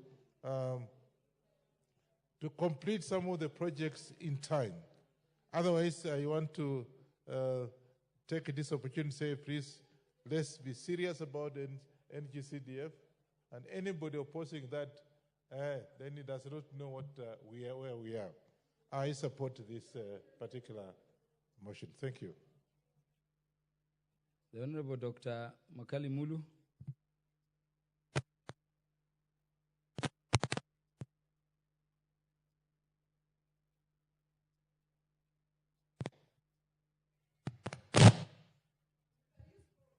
Yeah, thank you very much, Honorable Speaker, for this opportunity to add my voice to the debate on this important report. The report which has been tabled by the Committee on Special Programs, which is chaired by Honorable Muliungi, the MP Mwingi Central.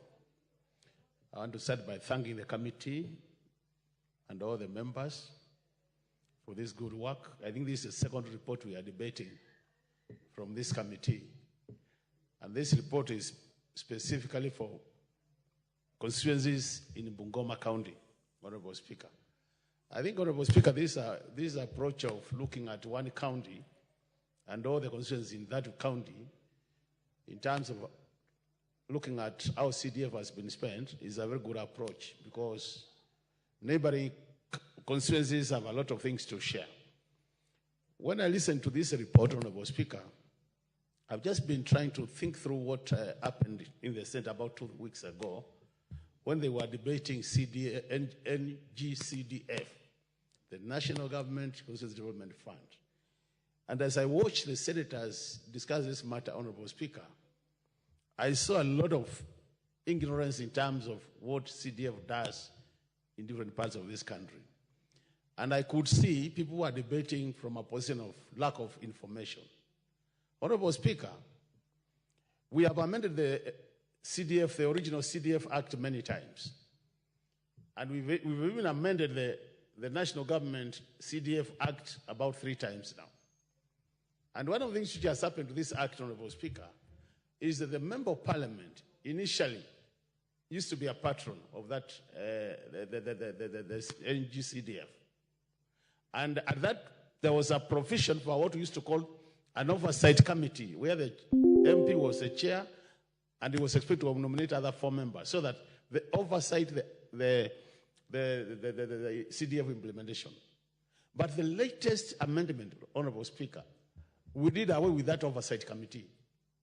So as we are talking now, a Member of Parliament is just oversights CDF, just as he does with all the other national government projects.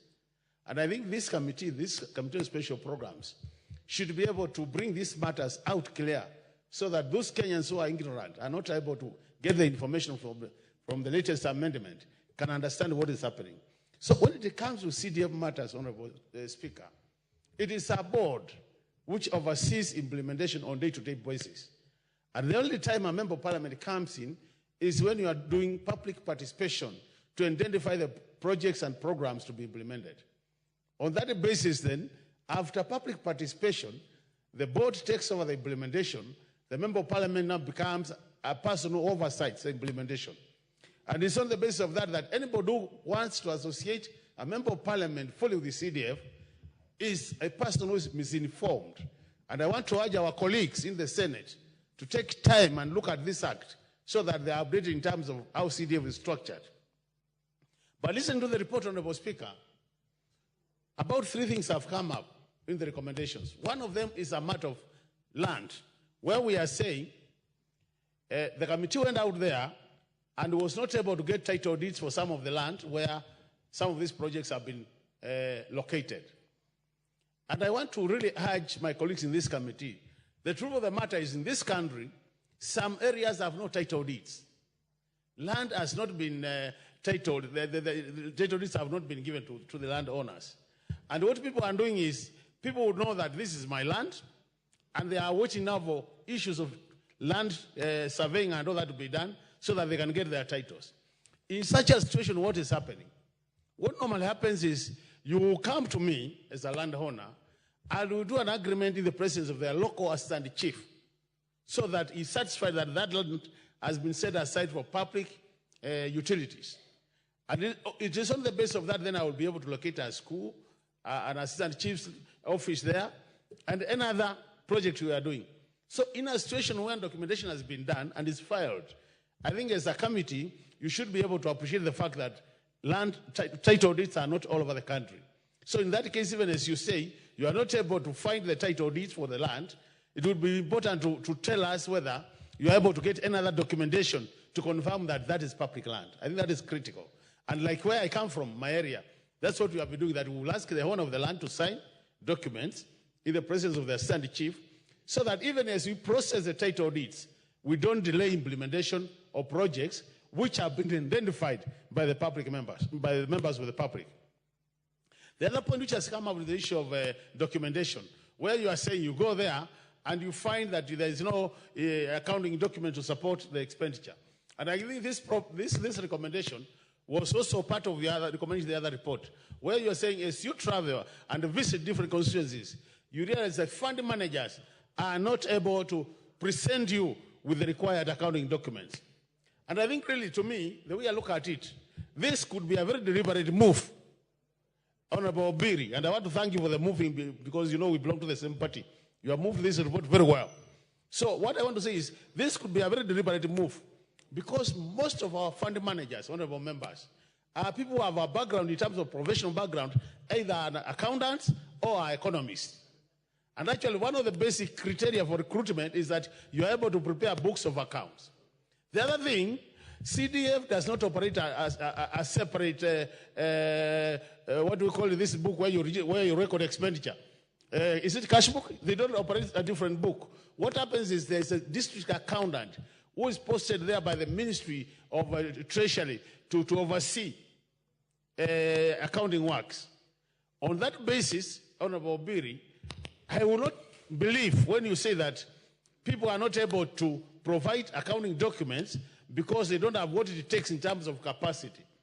I would want to agree with you that they are not able to provide those documents because they are doing it deliberately so that they cover some of their wrong moves in terms of financial accountability. And to me, that's why we would want to see a more stronger recommendation saying that in situations where people have not been able to account for such a money, then you either hand those people to the Auditor General for further investigation, or either to the DCI for further investigation. So that in that case, then, all these fund managers are accountable for purposes of implementation of our projects. And we have to bear this in mind. It's important I say this, Honorable Speaker. Most of these fund managers are not locals. They don't come from that constituency. And most of them don't come from that county.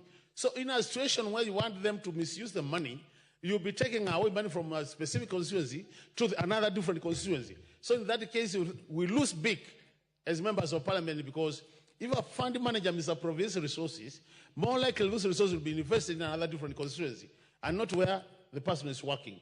So even as we oversight this money, it is important to realize that we love our fund managers, but they must do their work professionally. To me, this is a very important point, that we don't lose it. In that case, then we'll be able to streamline this process. And Honorable Speaker, I want to say this. Before I came to this parliament, I was a monitoring and evaluation specialist.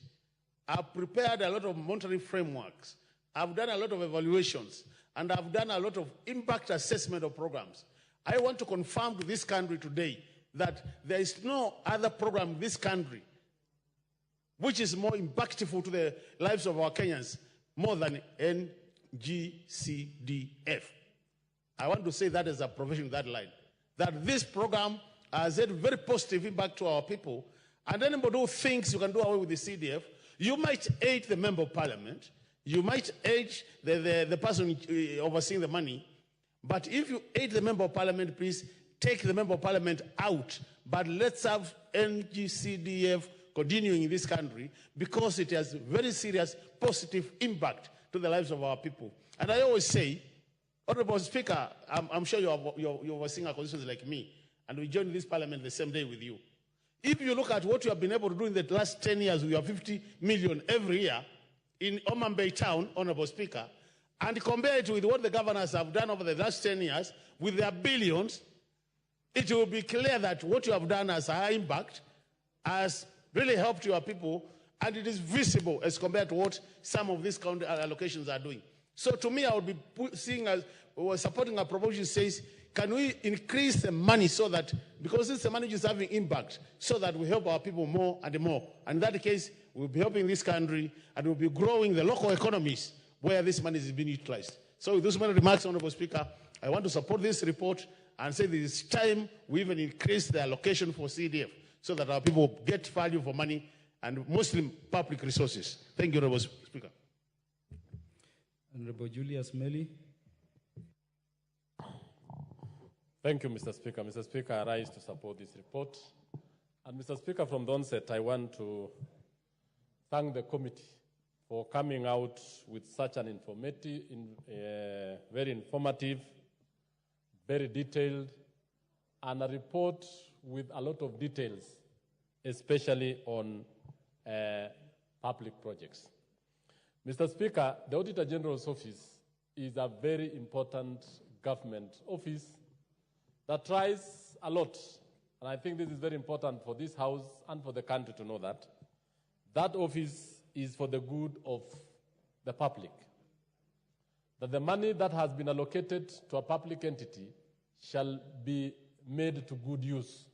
That the resources that have been allocated to schools, to colleges, to universities, and even to hospitals are actually brought to good use.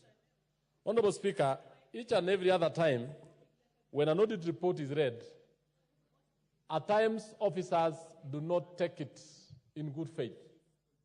It is a very important document. It is a document that tries to educate and tries to bring the public to know how their resources have been used.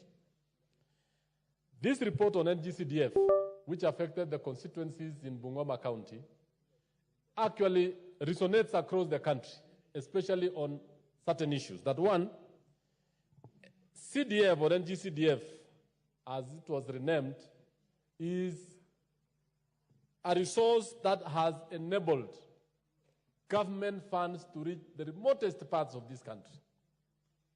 It is a fund that has a very clear structure on how it is being managed.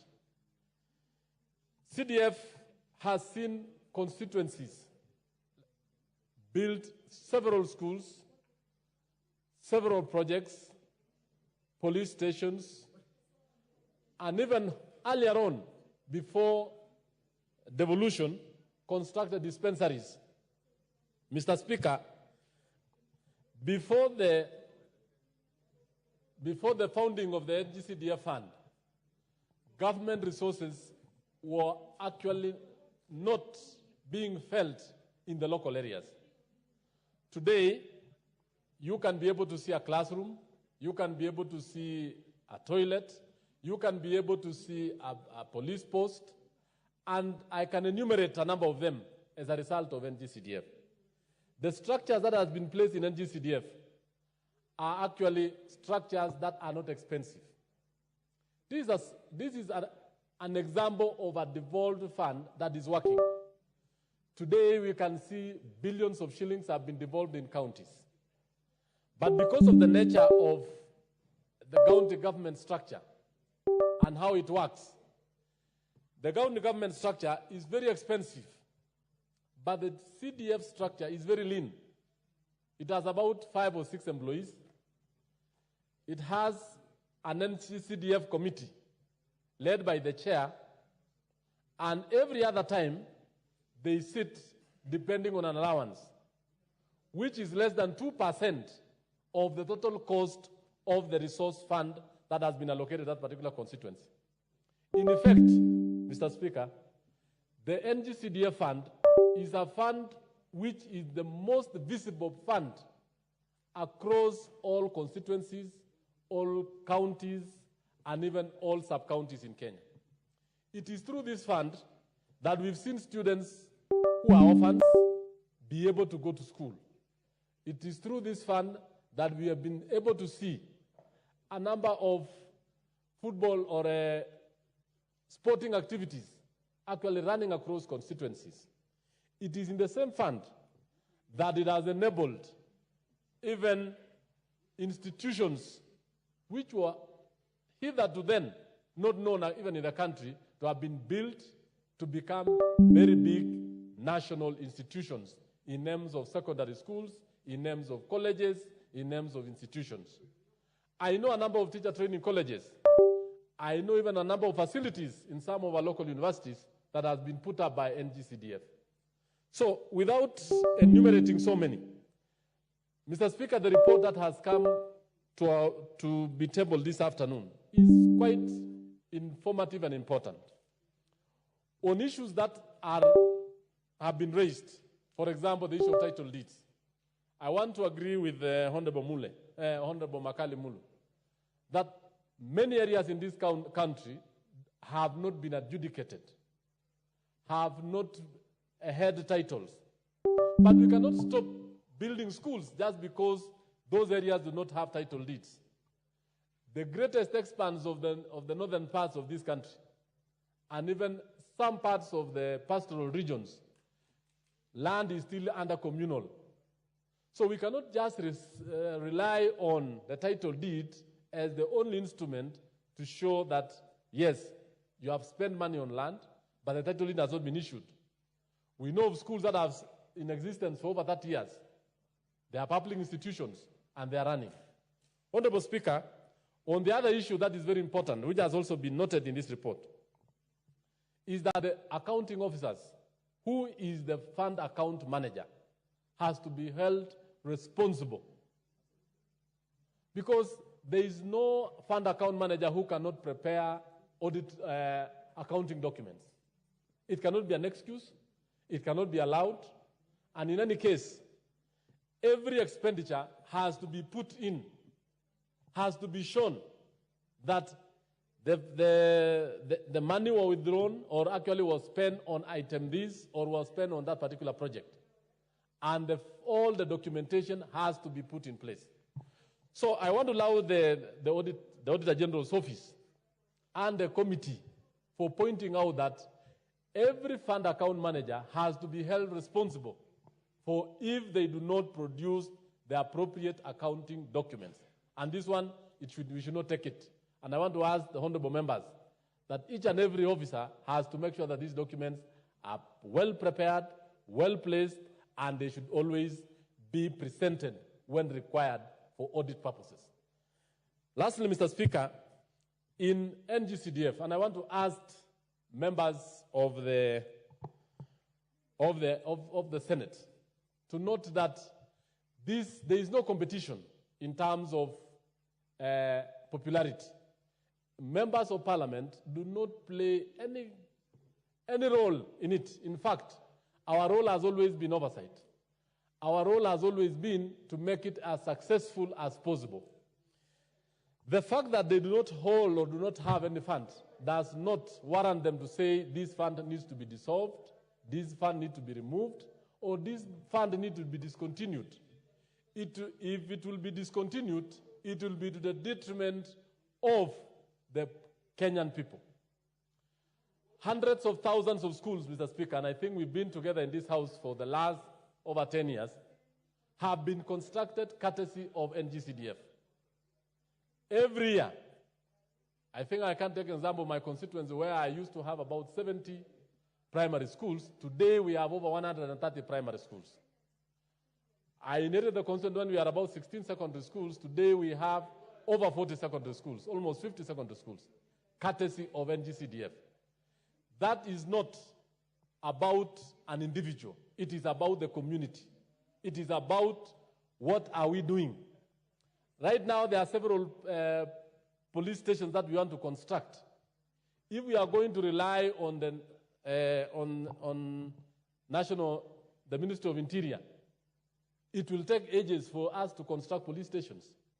So this particular fund, I want every member of the Republic to know that it is a fund that goes down to the poorest child in the village to enable them have bursaries, to enable them earlier on to have dispensaries, to enable them have what it takes to reach that particular household. The only thing that we need to do as a house is to really entrench it, make it stronger, make it efficient, make it accountable, so that the officers who are oversighting this fund, including members of Parliament, we are ready to be accountable for it. Even the fund accounting officers, they really need to make sure that this fund is above board. And I want to tell you, Honorable Speaker, this is the fund that is going to leave a legacy in this country in terms of devolution. Even it is more effective than what the county governments are doing. It is more effective than even the funds that various governments have tried to take to the rural people. Earlier on, during the Moi administration, we had the district focus for rural development. We've had the various funds like Kenya Women, the WEZO, and all the rest. There is no any other fund that can be equated to NGCDF in terms of impact, both socially, economically, and even in terms of political impact. And I want to ask the House that as we look at the Auditor General's report, as we look at the committee of the Fund Account Committee's report, let us look on how to make it more entrenched, more constitutionally viable, and to make sure that the laws that we have are actually for the people and to the benefit of the people. I thank you, Mr. Speaker. Well, maybe just before you do that, there is the thinking that the role of a member of parliament around CDF is still as chair, patron, and those are the issues. I thought, as the chair of education, you should explain to them our role in oversight. More so now that we are considering an audit report from the Auditor General on CDF fund in respect of constituencies. In fact, Honorable Speaker, take a minute or two. Yes, one minute, Honorable Speaker. Mr. Speaker, I want to say this. And there's a lot of misconception, and I want to tell Kenyans, even as we are in these very difficult political times, Kenyans have tended to believe everything that is on the phone, on the social media, to the detriment of the nation. I want to say this. Members of Parliament have no official role, or even any role in that NGCDF, other than to be oversight. In fact, Honorable Speaker, in the last regulation that was issued, the Member of Parliament was supposed to be a member of an oversight committee of the NGCDF. He himself is going to oversight the NGCDF committee and the fund account manager. In fact, the fund account manager himself and the committee are supposed to identify projects where the public participates. There is public participation in identification of projects. And more so, when you go ahead, you'll realize that the money is deposited in schools' accounts that are held by the school committee members, or what we call project committee members, which is called PMC. So the role of Member of Parliament as a chair, as a patron, as anything, is non-existent. And it has been propagated over time, Honorable Speaker, so that we actually give a bad name. That's why in English they say you give a dog a bad name and then you kill it. In effect, no Member of Parliament is a chair, no Member of Parliament is a patron, no Member of Parliament has any, an official or a role in that particular thing, other than to oversight and to make sure that there is a public good, or that there is actually value for money in that particular institution. I rise and I support.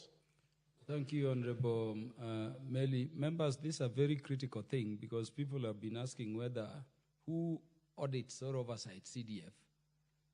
And they end up by saying, if you've been watching what has been happening, that members of parliament are implementing CDF. In the context of this, I've heard even people saying that we should kill CDF, including some members of parliament in the Senate. But without free secondary education, without subsidized university education, this is a platform for you to explain to people your interaction with CDF and how the structures of CDF indeed act. Ultimately, it is for the people of Kenya to decide what they do with the fund. The Honorable John Waluke, followed by the Honorable Peter Masara, in that order. Thank you very much, Honorable Speaker, to have given me a chance also to contribute on this important report. Honorable Speaker, I want to thank the committee for the good work that they have done.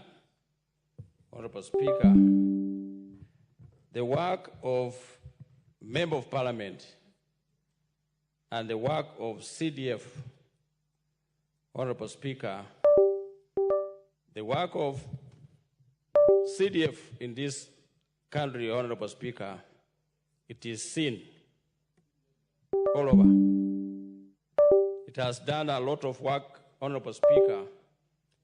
The money that CDF or constituencies get is very little money compared to monies that the county government receives in terms of billions.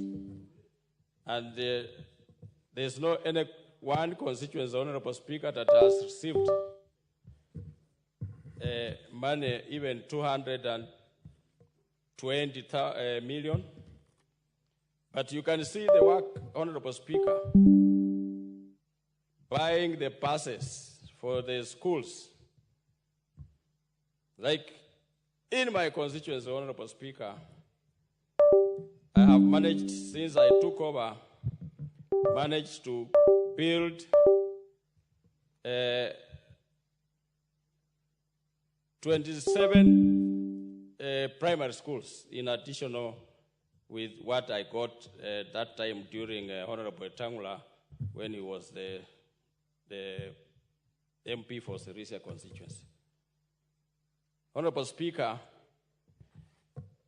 when you compare, earlier on we used to build dispensaries, and in any constituency or sub-county, Honorable Speaker, there's no dispensary or health center that the government can brag and say that they build.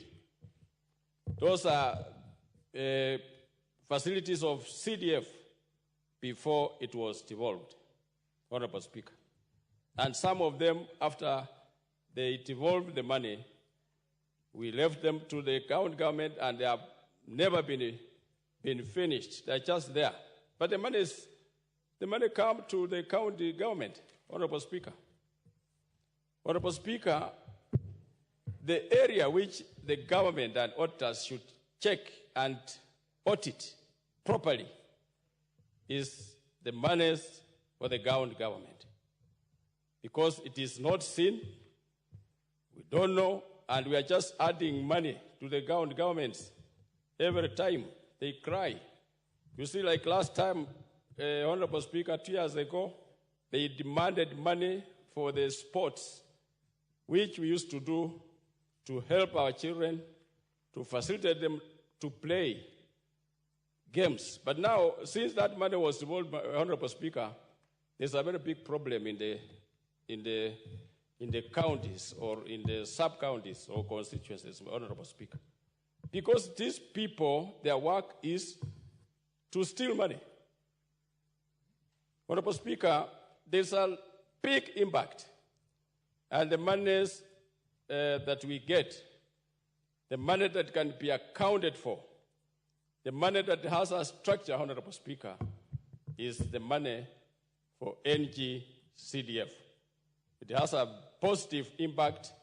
Everywhere when you go, you will see a school, you will see administration, either at DO's office or chief's office, and they are permanent structures, Honorable Speaker, that when you go there, you will also be happy that indeed the money for CDF is working.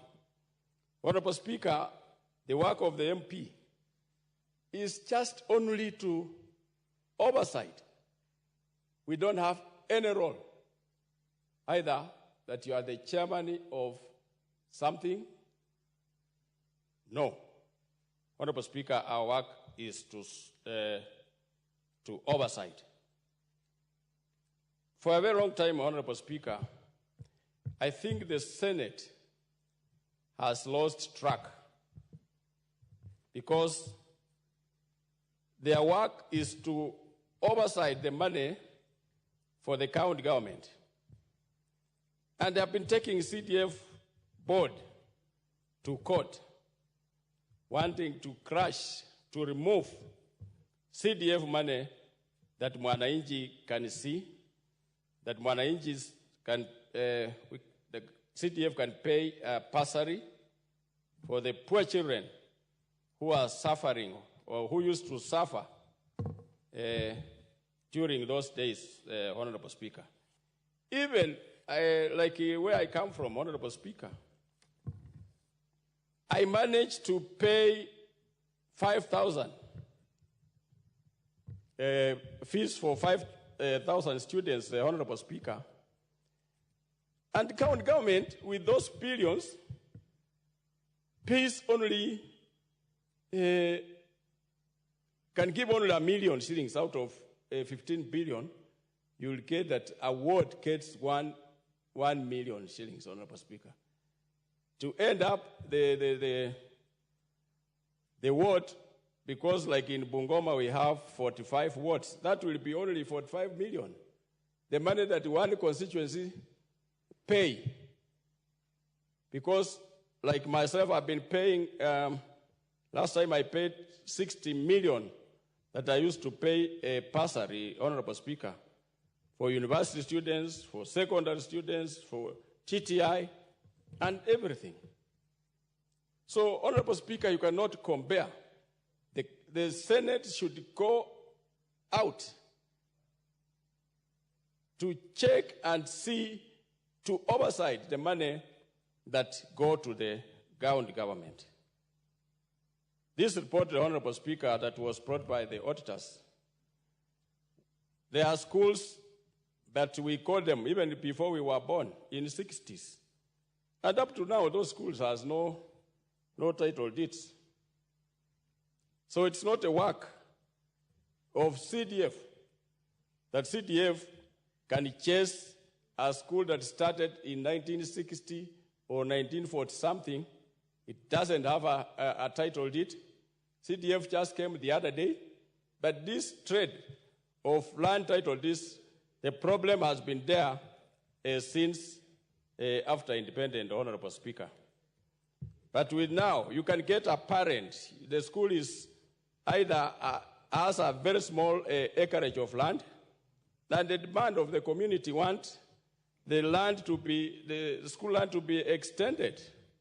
And Honorable Speaker, you cannot wait that you'll get a title deed. If you can imagine, those in the 60s have not received a title deed.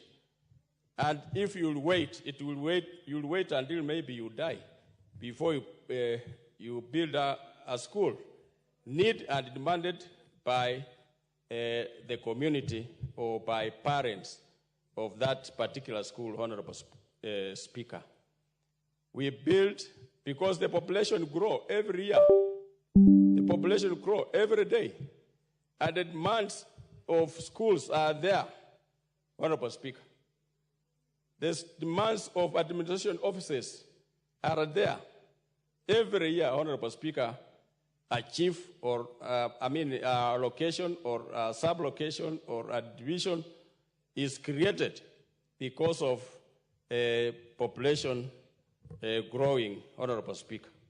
So, Honorable Speaker, as I thank the committee, Honorable Speaker, the government should put structure on the monies of county government, because this money of CDF, Honorable Speaker, has a structure in place. And you cannot take any money. Mr. Speaker, even if you want to build a school, you cannot just write either a letter or make a phone call to the board and say that I want to build a school. No. There is a way, Honorable Speaker, and this should go to our people who are fighting to remove the NG CDF.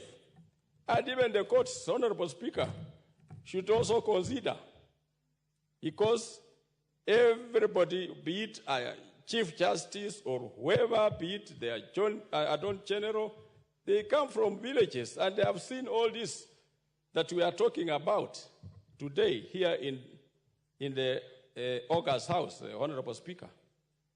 And they come from the community. And as they go on doing their work, Honorable Speaker, when they go home, they will see that there was no school here, and now I've gone home and I've seen there is a new school that has come up. So we all come from villages, Honorable Speaker, and we need to be honest to our people, maybe who don't understand, and we need to make them understand that the monies that has structures, Honorable Speaker, is the NG CDF. Thank you, Honorable Speaker.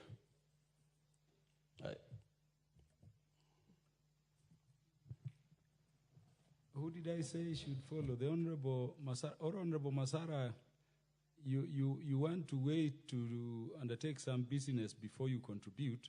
Just hold on a bit. The clerks will be approaching you shortly. The Honorable Catherine Omanyo. Thank you, Mr. Speaker. I stand to actually put a voice on matters to do with CDF or NGCDF, although I'm a women rep. But being a women rep, I'm also a member.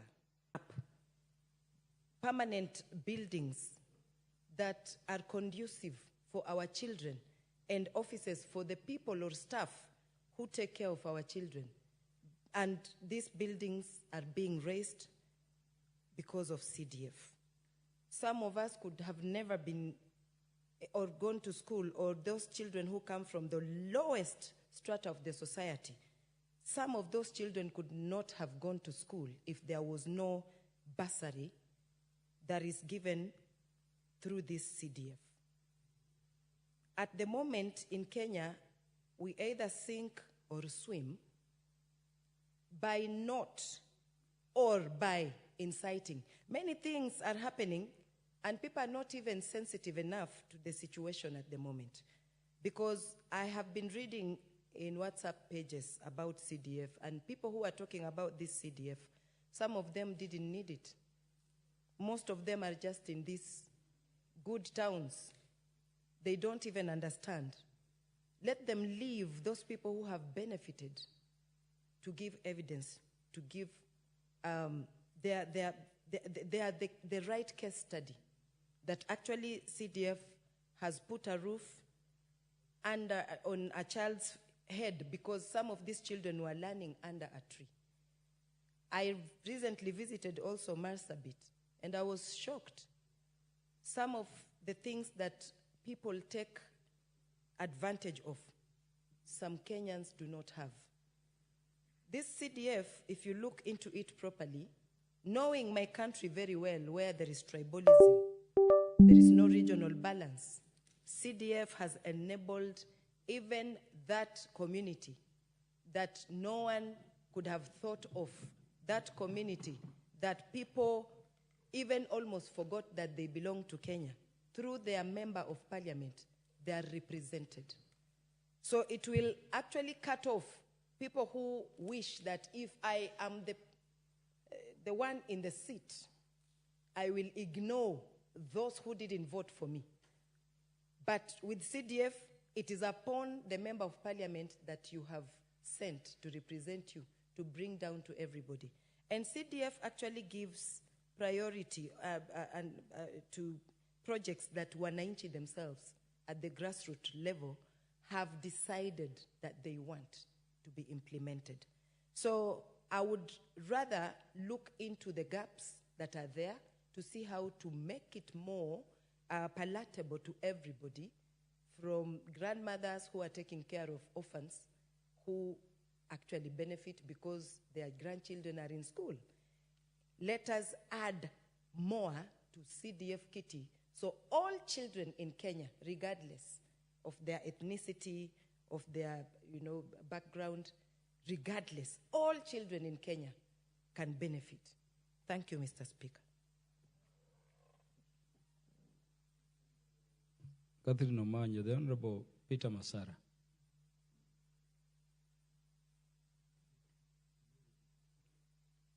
To lay the documents first.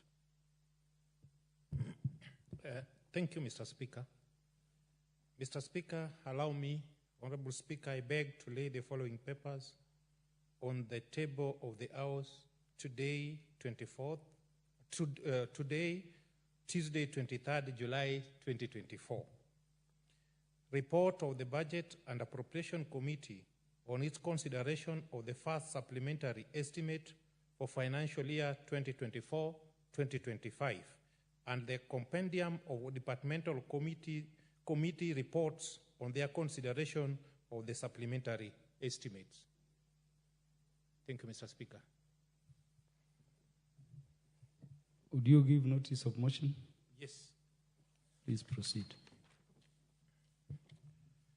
Thank you, Mr. Speaker. I want to give notice, motion of notice on Speaker, that this House adopt the report of the Budget and Appropriation Committee on its consideration of the supplementary estimate for financial year. The Honorable Raphael Wanjala, approach the speaker. Approach the speaker. Honorable Wanjala, approach the speaker. Proceed, Honorable Peter Masara. Thank you, Mr. Speaker. Mr. Speaker, once again, I beg to give notice of the following motion, that this House adopts the report of the Budget and Appropriation Committee on its consideration of the supplementary estimate for financial year 2024-2025, laid on the table of the House on Tuesday, 23rd July 2024, and pursuant to the provision of Article 221 of the Constitution, Section 39 of the Public Finance Management Act of 2012, and the Standing Order 239, 1, approves a reduction of the current expenditure for financial year 2024-2025 by 38,896,358,312 in respect of the votes contained in the first schedule of the report.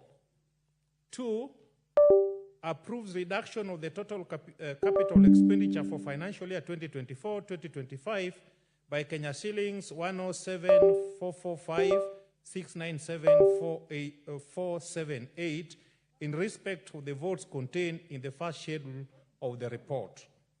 And 3, approves an overall reduction in the total budget for financial year 2024-2025 by Kenya shillings 146,342,055,790 in respect of the votes contained in the first schedule of the report, subject to paragraph 4, Committee of Supply, Committee of Supply. And then 4, makes the policy and financial resolution as contained in the second schedule to the report. And finally, 5, order that the Speaker do now leave the chair to facilitate the consideration of the budget system with respect to each vote and program in Committee of Supply as contemplated under Standing Order 240. 240, that is the consideration of supplementary estimate in the Committee of Supply. Thank you, Mr. Speaker.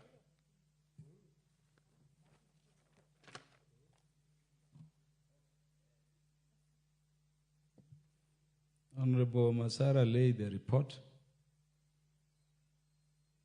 As you do, the Honorable Beatrice Elachi will speak, then you will speak on the motion that was going on. We revert to the motion on NGCDF.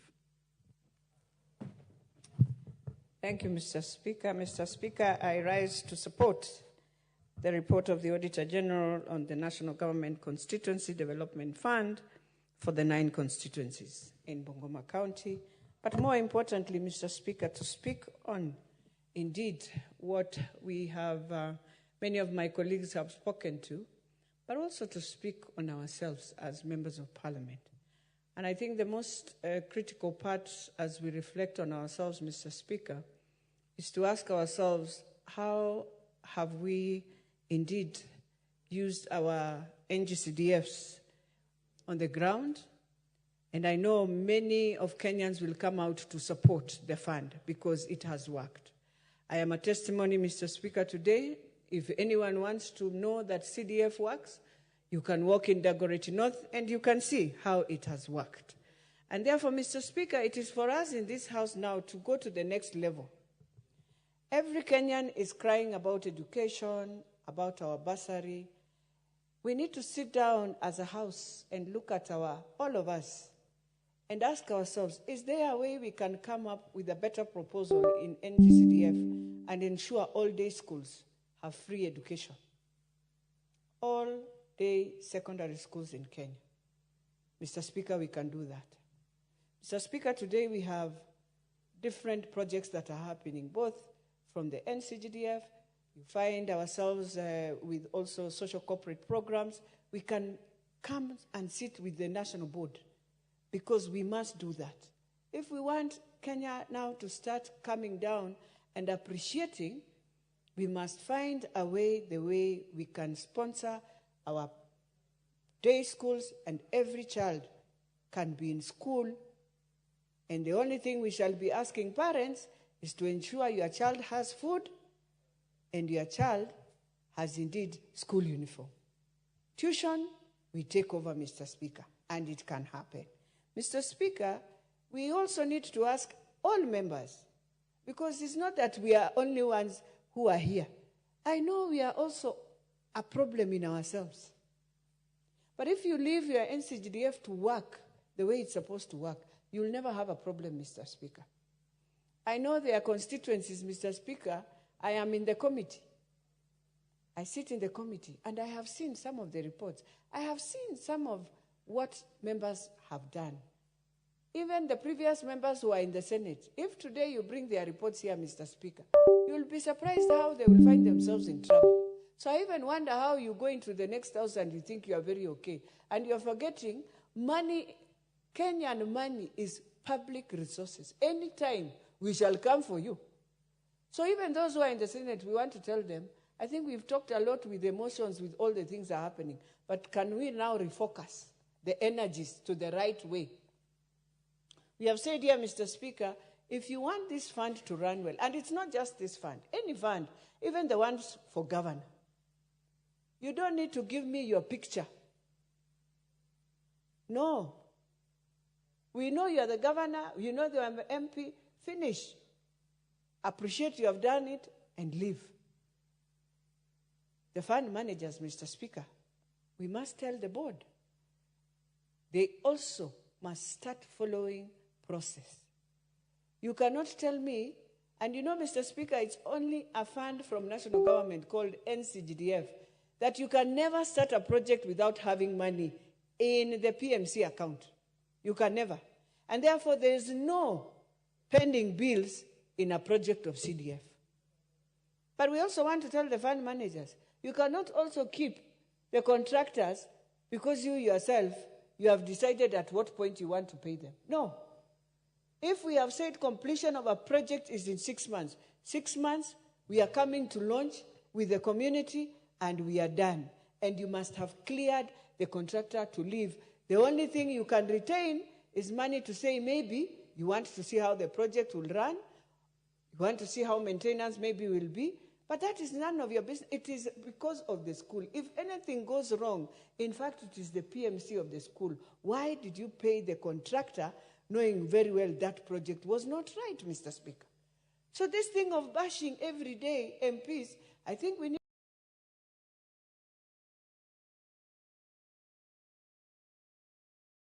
to go for very clear civic education now to make our people understand, even on the ground. How are these things done? How do we account back? Why is it you need to complete a school? For me, I know I'm very strict. Completion, highest 7 months, because I always tell someone, the money is there. So don't tell me we are starting a project that does not have resources. So, Mr. Speaker, all of us, 290 honorable members, it is time we redeem ourselves in doing what is right. In the morning, I was a bit sad, Mr. Speaker. You see, we have come back to heal. I want to pray for both sides. Can we heal? Can we heal so that the country heals? Can you imagine, Mr. Speaker, today, even civil servants have a holiday on Tuesdays. They don't go to work. And we are here as leaders joking with Kenya. And we are here, we're supposed to help the president to bring back that Kenya we are crying for. But when I look at the way we throw each other words, I am wondering, who are we in this house? Are we also with the same problem? That is where we must start, in our heart. Even our clerk is feeling hurt. He said he was disappointed, which is true. Many of us were disappointed. We were supposed to come to see how do we resurrect Kenya. Today, Bunyala Road, where, Mr. Speaker, all these places, even those projects we are talking about, even the children are about to close school. We cannot continue when children are going to close school with all this madness we are seeing. We have to come and reason and see how we move. For NCGDF, I want to beg, for those who normally go to court, come and see first. And I'm going to request even the judges, work within some of these constituencies, ask the public. Let us not do the mistake we did with our finance bill here. Ask the public if they feel this is a wrong fund, they will tell you. If they feel it is a right fund, they will tell you. So even them, they should come out of their judicial space. Things that are within the public and the public are feeling they own it, please go to the public before you bring a judgment that can also bring a lot of issues. So I'm begging them. I know and I respect, and I know they will do what is respectful for Kenya. Because, Mr. Speaker, this is the only fund that very soon I shall be giving all the Form 4s who are vulnerable a second fund for them, not to come back home, but at least to clear their Form 4. Which other fund can do that, Mr. Speaker? That today when you walk to a chief's office, it has dignity. Which other fund can do that? Tell me, look at the classrooms that were done by the Ministry of Education under the late Makoha. Some of them, we are bringing them down. They were built so badly. They built a classroom, you build on a second floor, there's no stairs, there's no ramp, there's nothing. We are now reorganizing. In fact, the Auditor General should ask for the report, Mr. Speaker, of the schools that were done with the Ministry of Education, and let her come and just look, even just Lavington Girls. I will show her a classroom that was done. It is on the second floor with no stairs. It has been there, nobody has ever occupied. It's when we are doing stairs, Mr. Speaker. And that's not the only classroom. Many of them were done very badly, very wrongly. And those are the things we are saying. If we want to see us move ahead, if we want to find a country that has developed together, then NCGDF can do. Today, the kitchens that members are building here, how I wish the county governments can just build such kitchens for their hospitals. Because you just have one center where you pick the food and supply.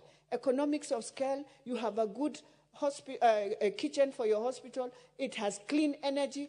What else do we need? And it is affordable. So, Mr. Speaker, as I finalize, this is what I want to finalize to say.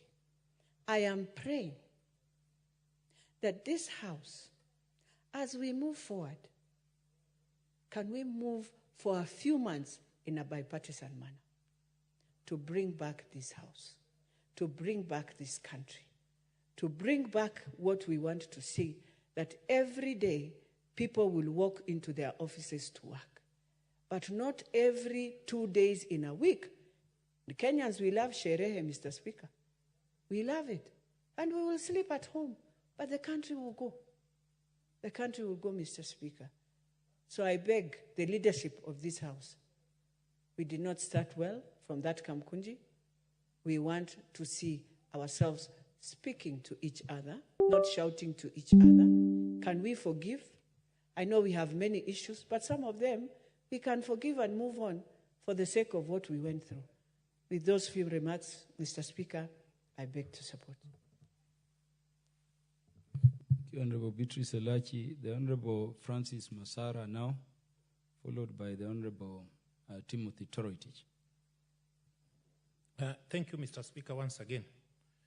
Mr. Speaker, I rise to support the report of Auditor General for 9 constituencies from Bungoma on NGCDF funds. Mr. Speaker, I want to say that it is a humble time that Kenyans should understand the impact of national government CDF fund.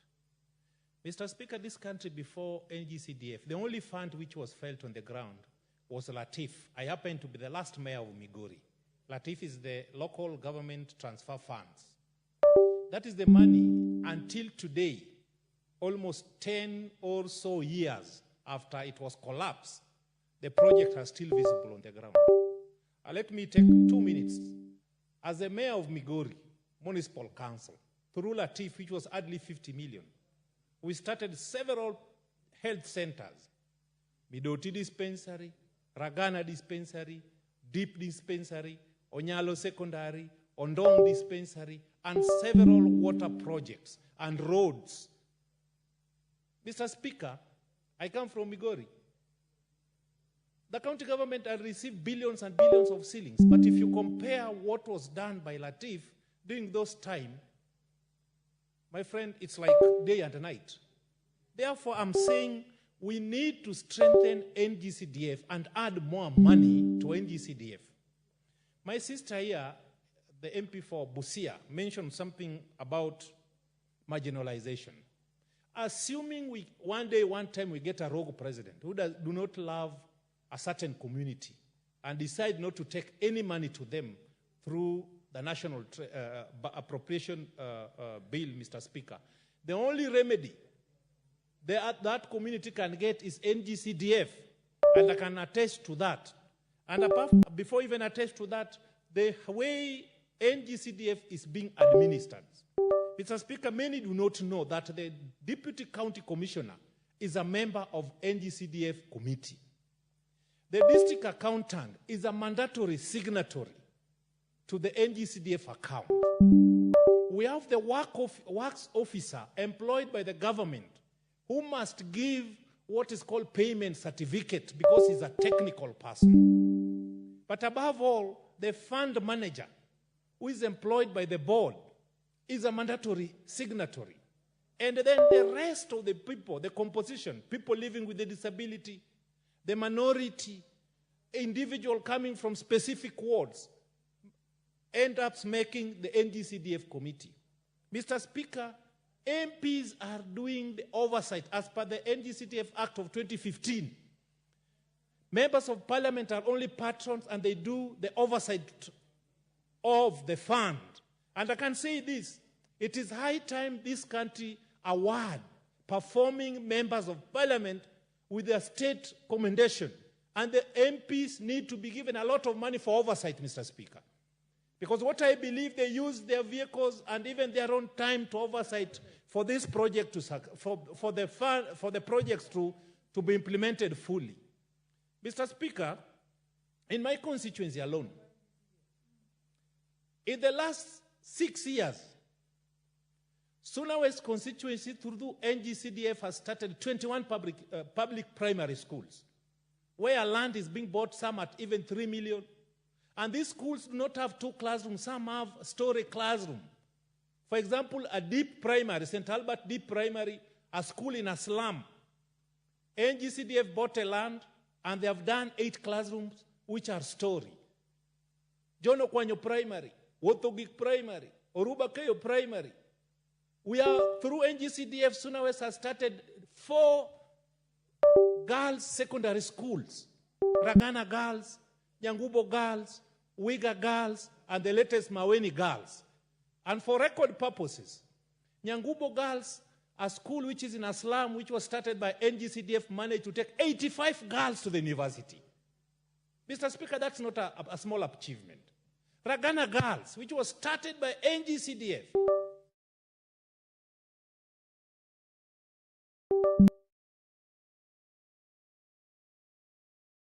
when they sat for their exams, 15 girls to the university. Wiga Girls, the land was bought by NGCDF. They have 8 classrooms, administration block, laboratory, dormitory, staff quarters, water done by NGCDF, managed to take over 20 girls to the university. Mr. Speaker, the latest achievement of NGCDF, in Suna West, there's a boy, a total orphan, which CDF paid fee from Form 1 to Form 4 up to the university, graduated on 17th at Kenyatta University with a first-class honor. These are the achievements of NGCDF. Therefore, we want to urge our colleagues who are fighting NGCDF that they are the public enemy.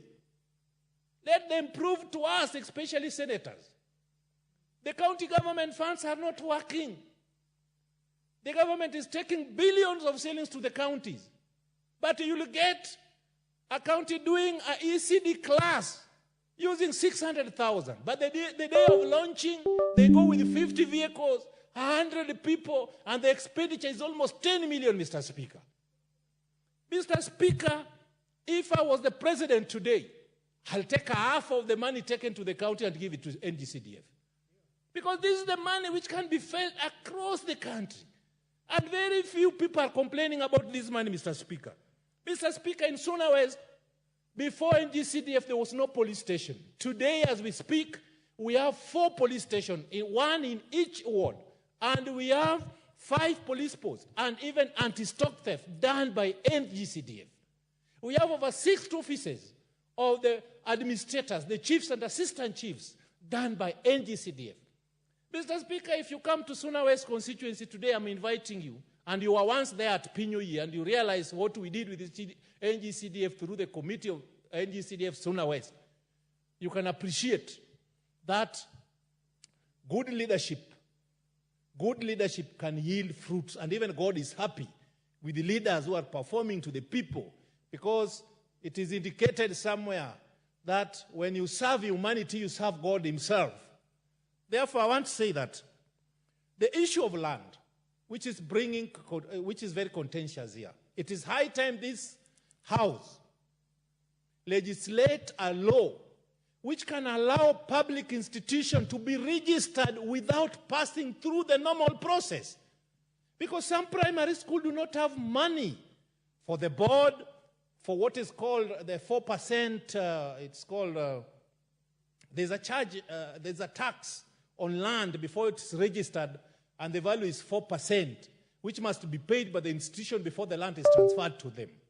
Mr. Speaker, it is high time we decide if we want government lands to be registered in a government institution name, then there need to be a special way of treating such an interaction. Mr. Speaker, finally, what I want to say is that through NGCDF, there's a school in my constituency which was number 2, actually, in the entire Nyanza. That is called St. Peter's Abuao Boys Secondary School. Mr. Speaker, NGCDF Suna West is sponsoring students with 400 and 390 marks to this school, and they have never disappointed for the last 4 or so years.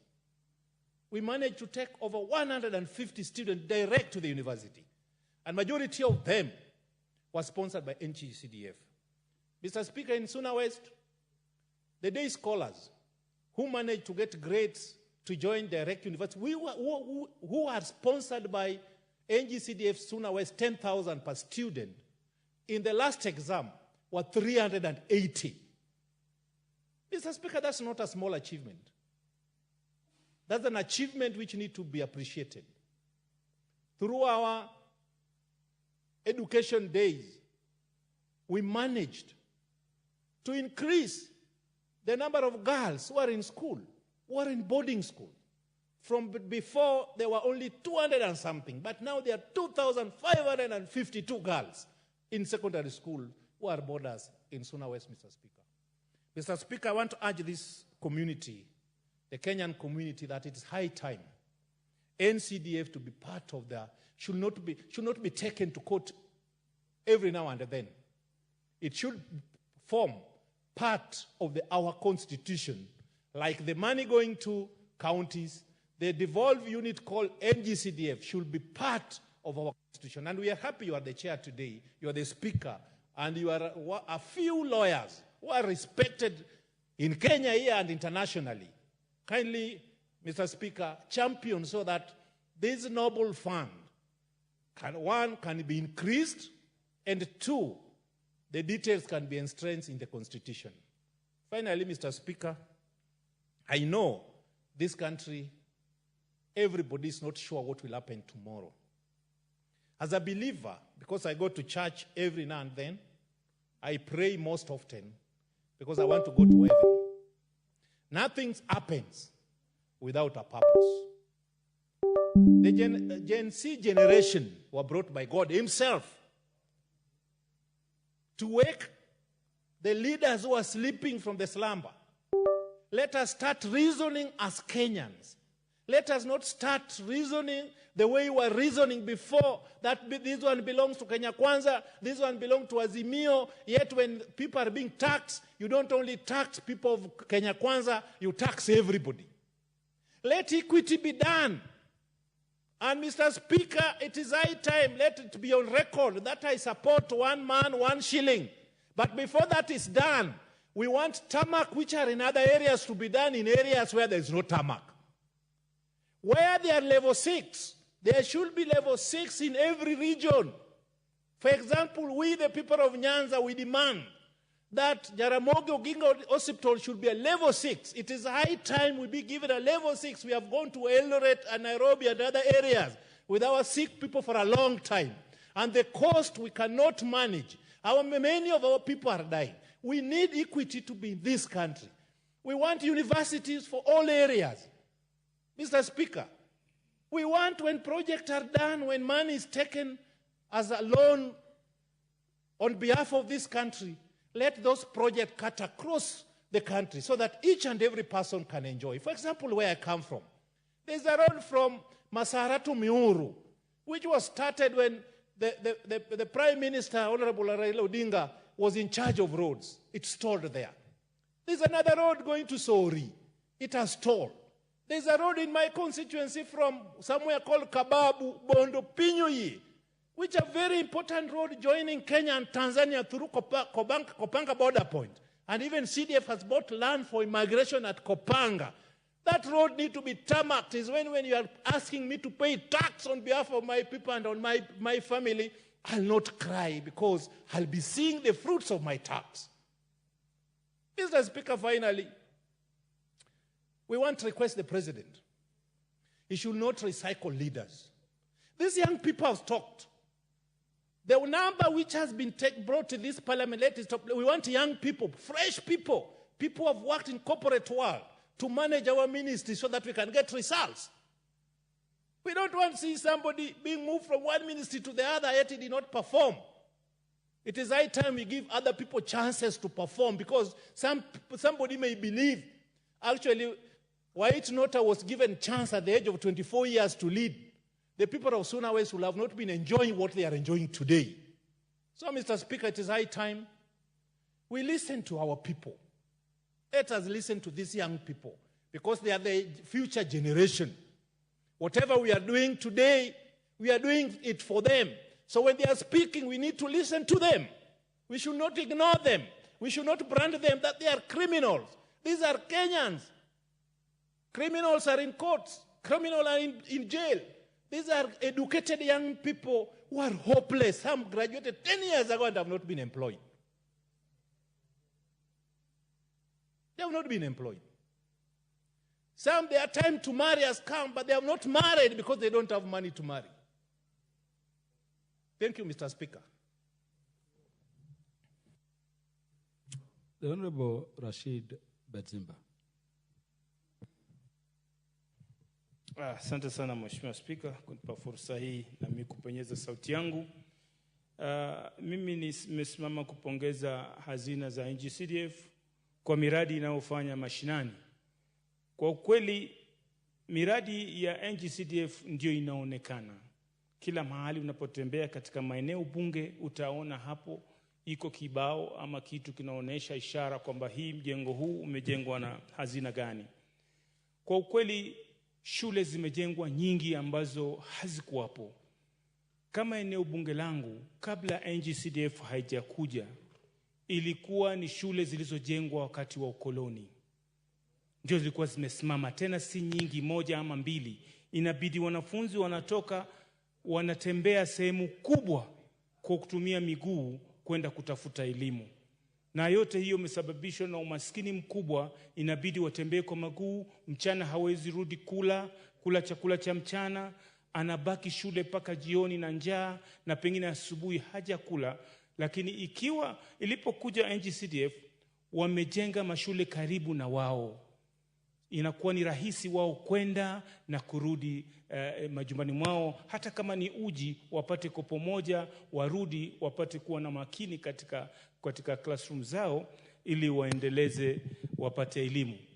Mheshimiwa Spika, NG-CDF imekata mambo mengi sana, kwa sababu kama ingelikuwa haiko na kuhakikishia viongozi wale ambao wanawakilisha katika sehemu hizo, ingewabidi wao waende wakalalamike, mtukufu rais, mheshimiwa rais, niko chini ya miguu yako. Ijumaa mosi badala kwenda kuhudumia watu, wataenda milango ya Ikulu.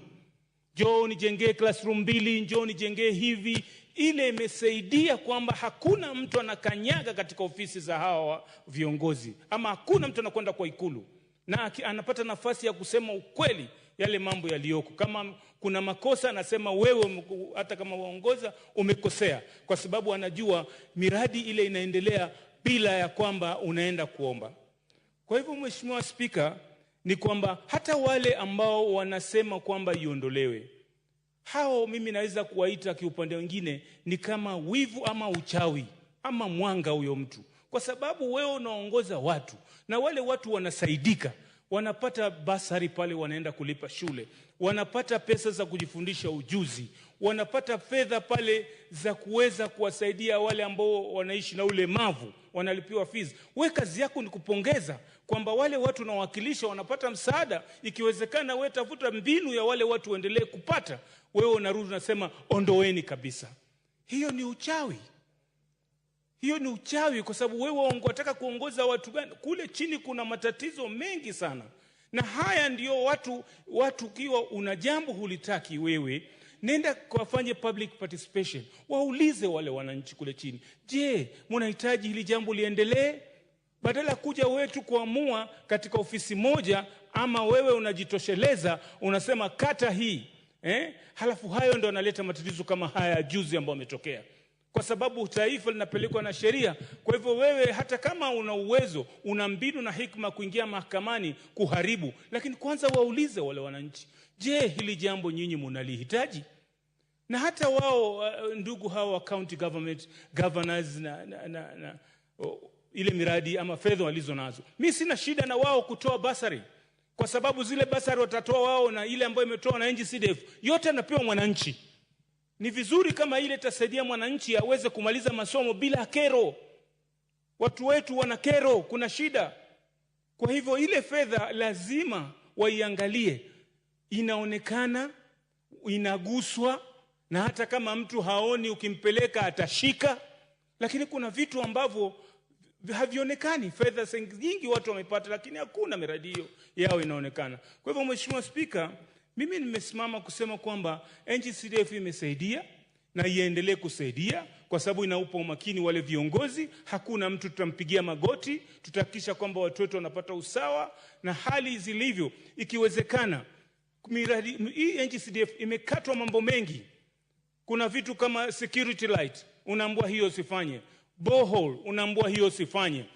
Unakuta unajenga shule, umemaliza, unaambiwa usijenge borehole, si kazi yako. Sasa ile shule inakaa bila maji kwa sababu ya mambo tu madogo madogo. Kwa hivyo iwekwe wazi, kwa sababu ni hazina ambazo inakaguliwa na inasaidia mwananchi. Kwa hivyo mtu asiwe na nia ya kwamba yeye aikate ati kwa sababu tunasema tunataka kupunguza matumizi. Na kama ni kupunguza matumizi, kama yale ambayo tumezungumza, kuna National Assembly hapa na kuna Senate. Wacha ivunjwe Senate, sote tuje hapa tungangane ili tusave ile pesa. Kama wewe unataka kusimamia mradi huo. Mheshimiwa Spika, mimi nimesimama kuunga mkono NG-CDF iendelee. Asante sana. Asante. Nilikuwa nimesema ni mjumbe Timothy Toroitich aseme. Thank you, Honorable Speaker, for giving me an opportunity to contribute on this very important report. Honorable Speaker, I stand to comment, particularly on the issue of NG-CDF. Honorable Speaker, what has made NG-CDF work in this country? That it is a fund that can be felt, it can be touched, is because of its design and architecture. Honorable Speaker, the way CDF has been implemented, the design of CDF has made it work in this country. Honorable Speaker, if you look at the management of CDF, a very lean management headed by the fund manager. and the staff of the fund are limited to a certain number. It should be 9. We have a lean committee, a lean board, which is provided for under the CDF and the CDF Act. Honorable Speaker, there is nowhere, especially after the recent amendments, that a member of parliament plays any role in the management of the CDF funds. Honorable Speaker, the cardinal role of a member of parliament remains to be legislation, representation, and oversight, even in the CDF fund. Initially, we had the COC, but it was removed so that we remain to exercise our constitutional role, which is legislation, oversight, and representation. Honorable Speaker, we don't need to teach anyone in this country that CDF has benefited immensely to the development in terms of infrastructure in this country. Honorable Speaker, you cannot, for any reason, compare CDF with the devolved funds. Honorable Speaker, I have made a case severally that as a country, we need to sit down and relook at the design and the architecture of devolution in this country. Honorable Speaker, there is a lot of pilferage of public resources under devolution. It is a system that it seems was not well thought out. It is a system that we rushed into. Because, Honorable Speaker, if you ask me, the lowest or the level or where devolution should be done in this country is at the constituency level. Because those are funds that can be touched, they can be felt by the people of this country. That's why, Honorable Speaker, you see certain busybodies going to the courts to challenge CDF, and as a house, and I agree with Honorable Elachi who spoke here very well, that going forward in this house, we must speak in one mind. We must have a bipartisan approach to issues and agree on a matter like CDF, we anchor it in the Constitution once and for all. So, Honorable Speaker, we clothe it under the Constitution of this country so that no one will challenge the same for being unconstitutional. Honorable Speaker, we support CDF, not because we just want to support or we love CDF. We support CDF as members of this House because we've seen the value of CDF in terms of development as compared to other funds that are channeled to the county governments or to other areas in this country. Honorable Speaker, if as a member of parliament, in fact, I've asked myself, what will I stand to lose if CDF is taken away and I remain in this house and just do legislation, oversight, and representation? Honorable Speaker, we will lose a lot because, in a way, these are funds that have been used at the constituency level, and we have seen the benefits of devolution. So that was, Honorable Speaker, of CDF funds. So that's Honorable Speaker. There is no reason for us to delay in anchoring CDF, NGAF, under the constitution of this great Republic of Kenya. Honorable Speaker, we can do it in a bipartisan manner. As I finalize, Honorable Speaker, there is an issue to do with land. We've had a lot of challenges in terms of purchase of land to construct structures for CDF. Some of us come from constituencies where adjudication has not been concluded, and therefore we do not have title deeds. Some areas in our constituencies. Honorable Speaker, we need to sit down and maybe come up with a regulation so that if, for example, a matter is in court, it is under a succession, and there is urgency in purchasing land because the right to education cannot be postponed in this country. There's a section where you want to build classrooms in an institution and you don't have land. We have to come up with a regulation, or even the board can sit on its own motion and develop a framework in which we can be able to acquire land where there is no title deeds. Honorable Speaker, we can come up with agreements. Yeah? We can come up with standard agreements and say that this person has sold, or this community has sold this parcel of land to NGCDF, and therefore that particular parcel can be used to erect structures that are beneficial to the people. Honorable Speaker, we cannot be held hostage because there is a lacuna or there is a gap in law. So, Honorable Speaker, that issue we must address as a matter of urgency. The other issue, Honorable Speaker, is, yes, the other day I brought a motion before this House that we need valuers in every constituency so that they can be able to value parcels of land where CDF committee intends to purchase that particular parcel of land, so that we don't have overvaluation or undervaluation of that particular parcel of land. So, Honorable Speaker, we also need valuers in every constituency. Also, public works officers. Some projects are being delayed. No enough supervision of those projects because we do not have public works officers stationed in every constituency so that they can be able to look at the issue of the quality of the classrooms that are being constructed.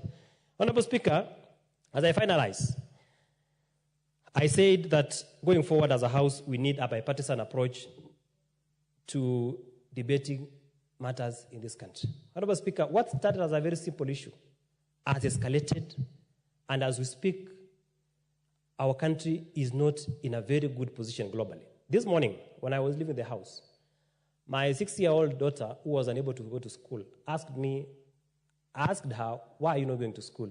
She said, because of Mandamano. I asked that little daughter, that young daughter, what is Mandamano? She said, it is tear gas. It is shooting people. And as I left, she told me, Daddy, take care of yourself as you go to Parliament. Honorable Speaker, this is not the country that was envisaged by our forefathers. There comes a time, Honorable Speaker, that this country is greater than any individual. It is greater than the president, than the deputy president, than even the members of this House. We must first of all have a country so that we can discuss how we run it forward. Because if we continue in this manner, we may not be going in the right direction. So I call upon the members of Parliament, and even, in fact, I even appreciate those young people because in a way, they have reawakened the conscience of this nation. There are things that were not right, but these young people have told us, you need to strengthen certain parts. Honorable Speaker, I believe that the president of this country has the best interests of this country at heart, and I believe that the steps he has taken so far are very intentional towards transforming this country in the right trajectory. So, Honorable Speaker, we call upon honorable members here, and even these young people, our young people, our citizens, that let us have patriotism at our heart, and we appreciate that these young people have reawakened the conscience of our nation, and going forward, even as an individual, and even as members of this House, I believe that going forward, we shall be doing things in the manner that satisfies the conscience of our nation. Thank you, Honorable Speaker. The Honorable Esther Passaris.